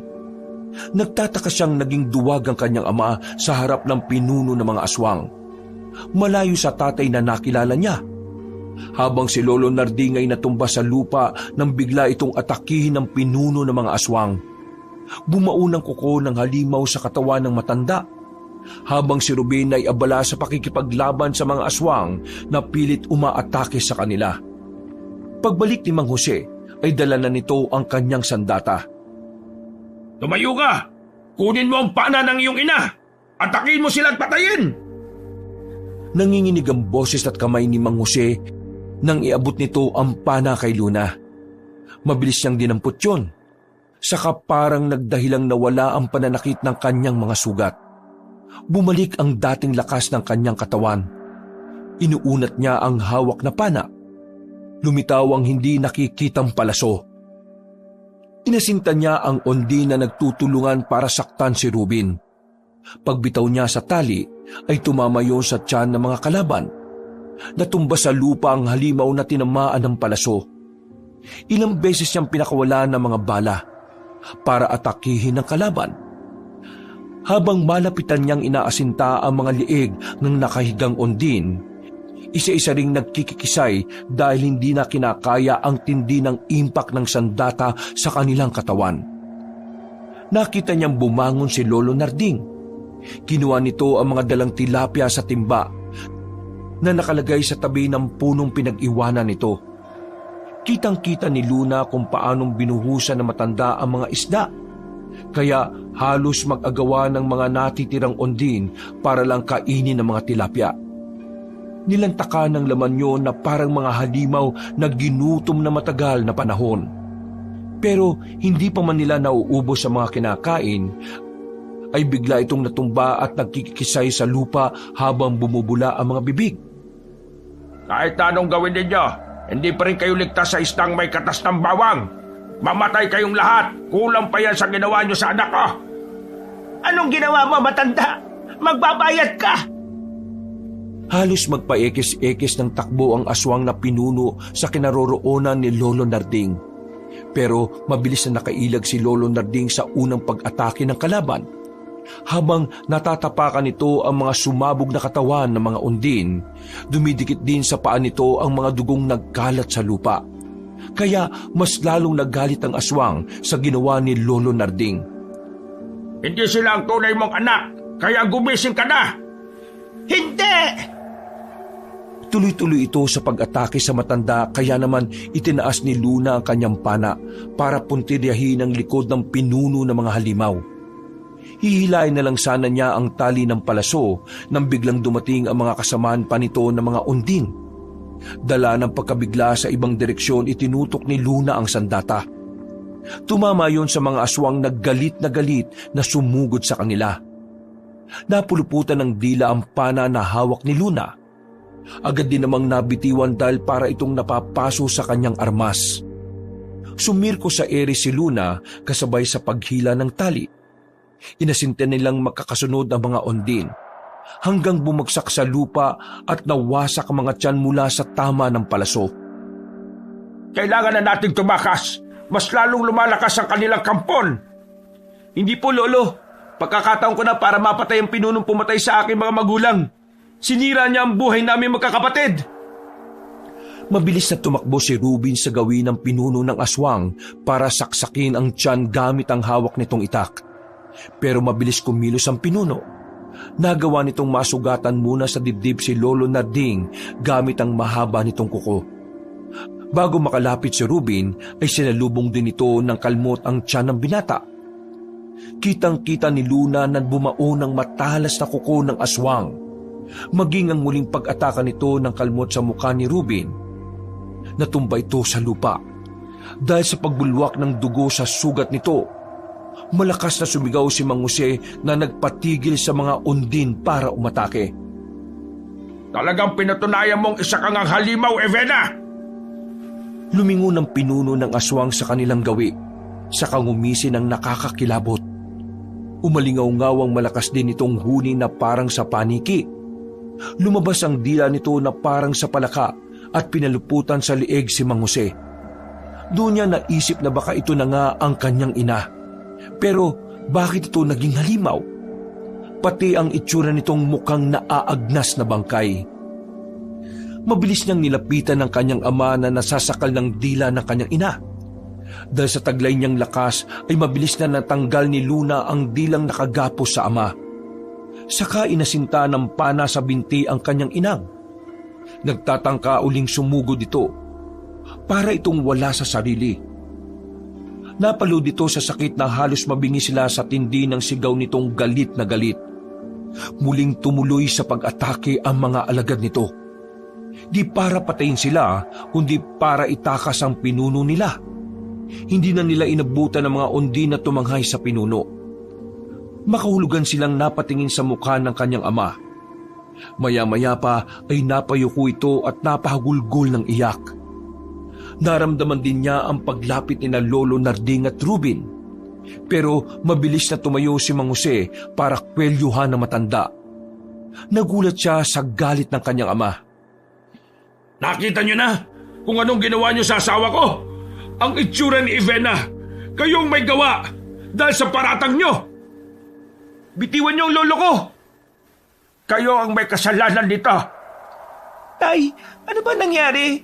Lolo Narding, anong meron sa inyo ni tatay? Sila ang naging dahilan kung bakit naging ganyan ng nanay mo. Si Evena ang iyong ina na matagal ko nang hinahanap. Nakilala ko siya ng gabing una kaming nagkita. Totoo ang sinasabi ko.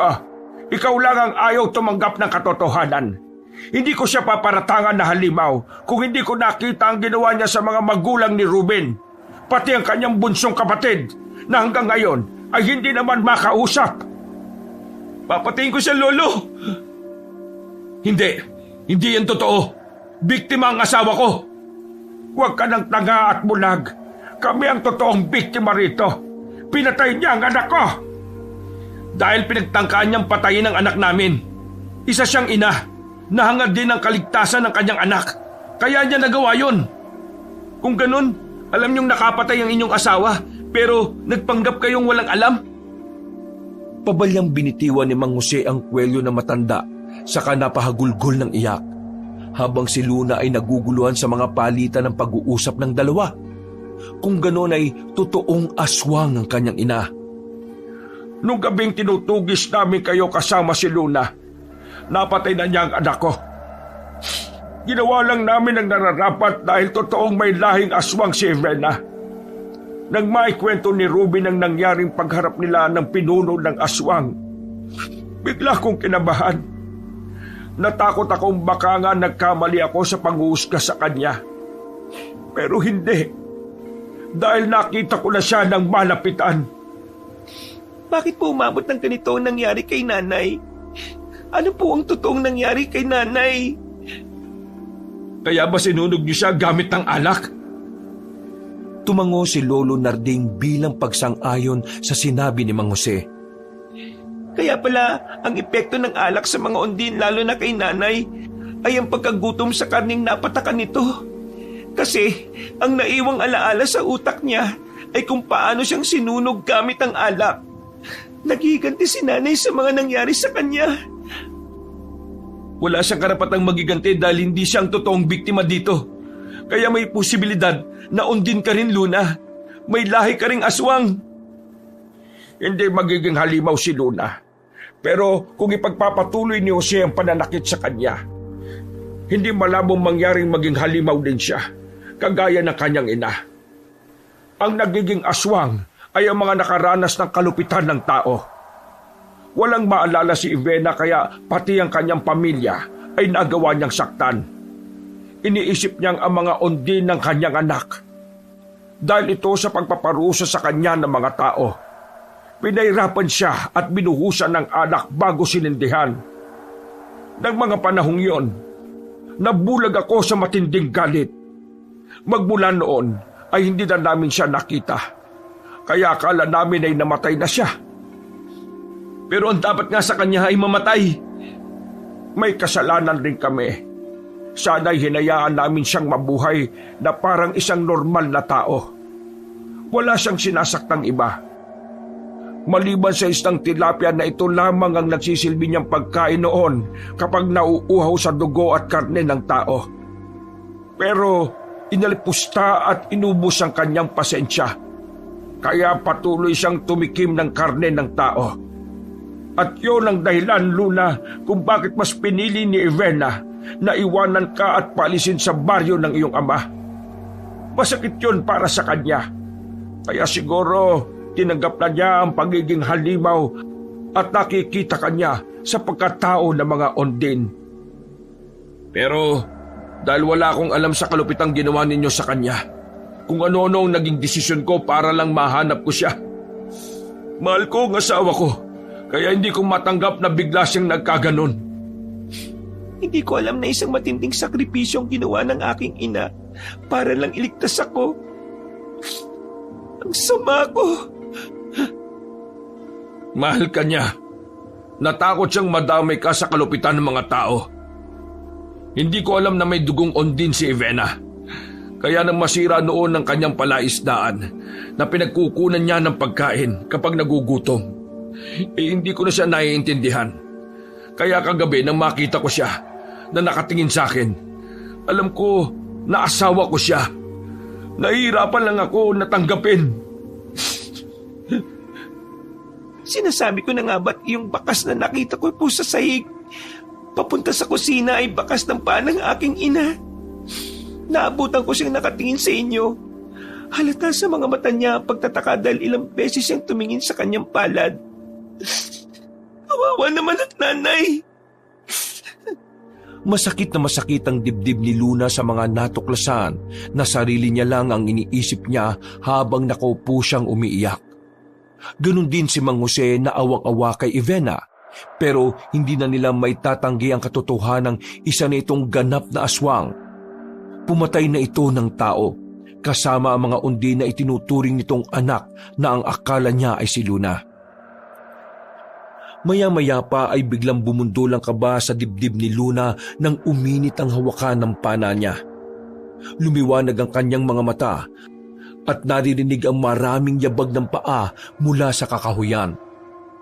Ang kanyang pang-amoy sa simoy ng hangin ay biglang bumaho na parang nabubulok na laman ng tao. Napaunat ng tayo si Luna. Inilingan niya ang kanyang paningin sa paligid at mula sa malayo ay tanaw na tanaw niya ang malapalakang pagtakbo ng pangkat ng aswang. Naglulundagang mga Undin pasugod sa kanilang kinaroroonan. Anong nakikita mo, Luna? Nagkulay berdeng maliwanag ang mga mata ni Luna. Nanganguhulugang nasa paligid natin ng mga Undin. Paano ko lalabanan si nanay, tatay? Maging ako ay naduwag nang makita siya. Kailangan nating harapin ang matinding pagsubok na ito sa ating pamilya. Kung kinakailangang may magsakripisyo, iligtas mo ang iyong ina sa paraan na maililigtas rin ng mga tao laban sa kanya. Walang pumapasok na paraan sa isip ni Luna, lalo na nang makitang maraming undin ang nakatayo sa kanilang harapan. Sa likod mismo ng kanyang inang may palasupang nakatusok sa binti nito. Kaya nagkaroon siya ng ideya na patatamaan niya lang ito sa tuhod at braso. Iingatan niyang tamaan ito sa tiyan dahil yun ang kahinaan ng mga undin. Nagsaboy ng alak na may bawang sa paligid si Lolo Narding, kaya parang mababaliw ang mga aswang sa pagmamadaling sumugod sa kanila. Maliwanag na palaso ang pinakawalan ni Luna sa mga halimaw na lumulundag. Kahit nasa ere pa ang mga ito ay walang kahirap-hirap na pinaulanan niya ng palaso ang mga kalaban. Habang ang kanyang ina ay kalaban si Lolo Narding, si Ruby naman ay nakaharang kay Mang Jose at abala rin sa pakikipaglaban. Bumagsak sa lupa ang mga tinamaan ni Luna ng palasong siya at mga aswang lang ang nakakakita. Bumubula ang mga bibig habang nagkikikisay na parang nakukuryente. Maya-maya pa ay biglang pumutok ang kanilang mga tiyan at kumalat ang kanilang laman loob sa damuhan. Parang hindi na uubos ang kalaban lalo na nang maramdaman ni Luna ang biglang pagsakit ng kanyang tiyan. Pasadyad siyang bumagsak sa lupa habang hindi nabibitiwan ng pana. Sinuntok siya ng kanyang ina sa sikmura. Pinunturian niya ng pana ang kabilang tuhod nito. Halos lumagpas ang malakidlat niyang palaso sa binti ng kanyang ina. Napalod ito sa damuhan. Nang itutok niya ang pana sa braso nito, nakita niya ng malapitan ng mga mata nito. Bumagsak ang masaganang luha sa pisngi ni Luna. Habang nanginginig ang kamay, naalala niya ang masakit na pinagdaanan nito kapalit ng sakripisyo nito para sa kanya. Para siyang mababaliw sa sakit, dala na matinding awa. Nay, patawarin niyo ako. Mahal na mahal ko kayo. Huwag mo siyang papatayin, Luna. Sapat na ang mga tama niya sa binti. Ipahawak mo sa kanya ang pana para bumalik na ang kanyang alaala. Nakikiusap ako. Huwag mong itutuloy ang pagpana sa kanya. Kahit po ba siya ang pumatay sa anak ninyo? Patay na ang anak ko. Mapatay mo man siya ay hindi na may babalik ang mga buhay na nawala.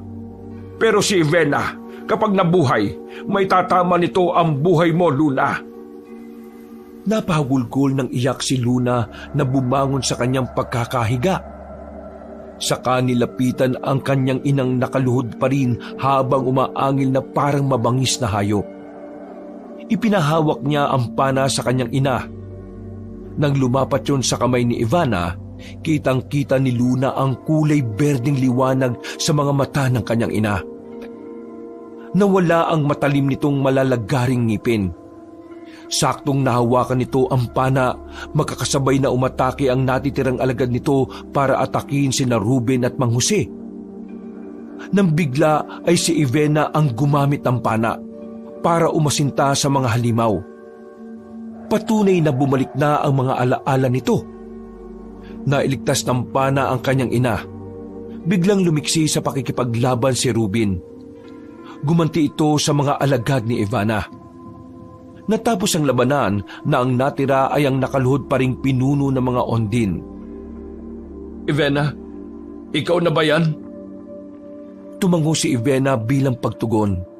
Saka napahagulgol ng iyak. Hindi ito nagsalita. Biglang niyakap ni Luna ang ina. Napalod din si Mang Jose at maigpit na niyakap ang asawa. Habang sina Ruben at Lolo Narding ay bakas ang awa. Pagpapatawad at luha sa mga mata. Tatanggapin nila ang kapalit ng pagpapatawad nila sa taong pumatay sa kanilang pamilya. Hindi man agad maghihilom ang sugat, ang mahalaga ay natagpuan nila ang katahimikan sa kanilang mga puso. Sinunog nila ang katawan ng mga namatay na ondin. Bumalik sa dating anyo ang mga nilalang na naging palaka. Kaya marami ang hindi nakakaalam sa totoong nangyari sa gubat. Tuluyang nalumpo si Ivena habang nasa piling ito ni Luna at Mang Jose. Bilang pagpapakain sa kanyang ina, itinuloy nila ang pag-aalaga ng tilapia sa palaisdaan.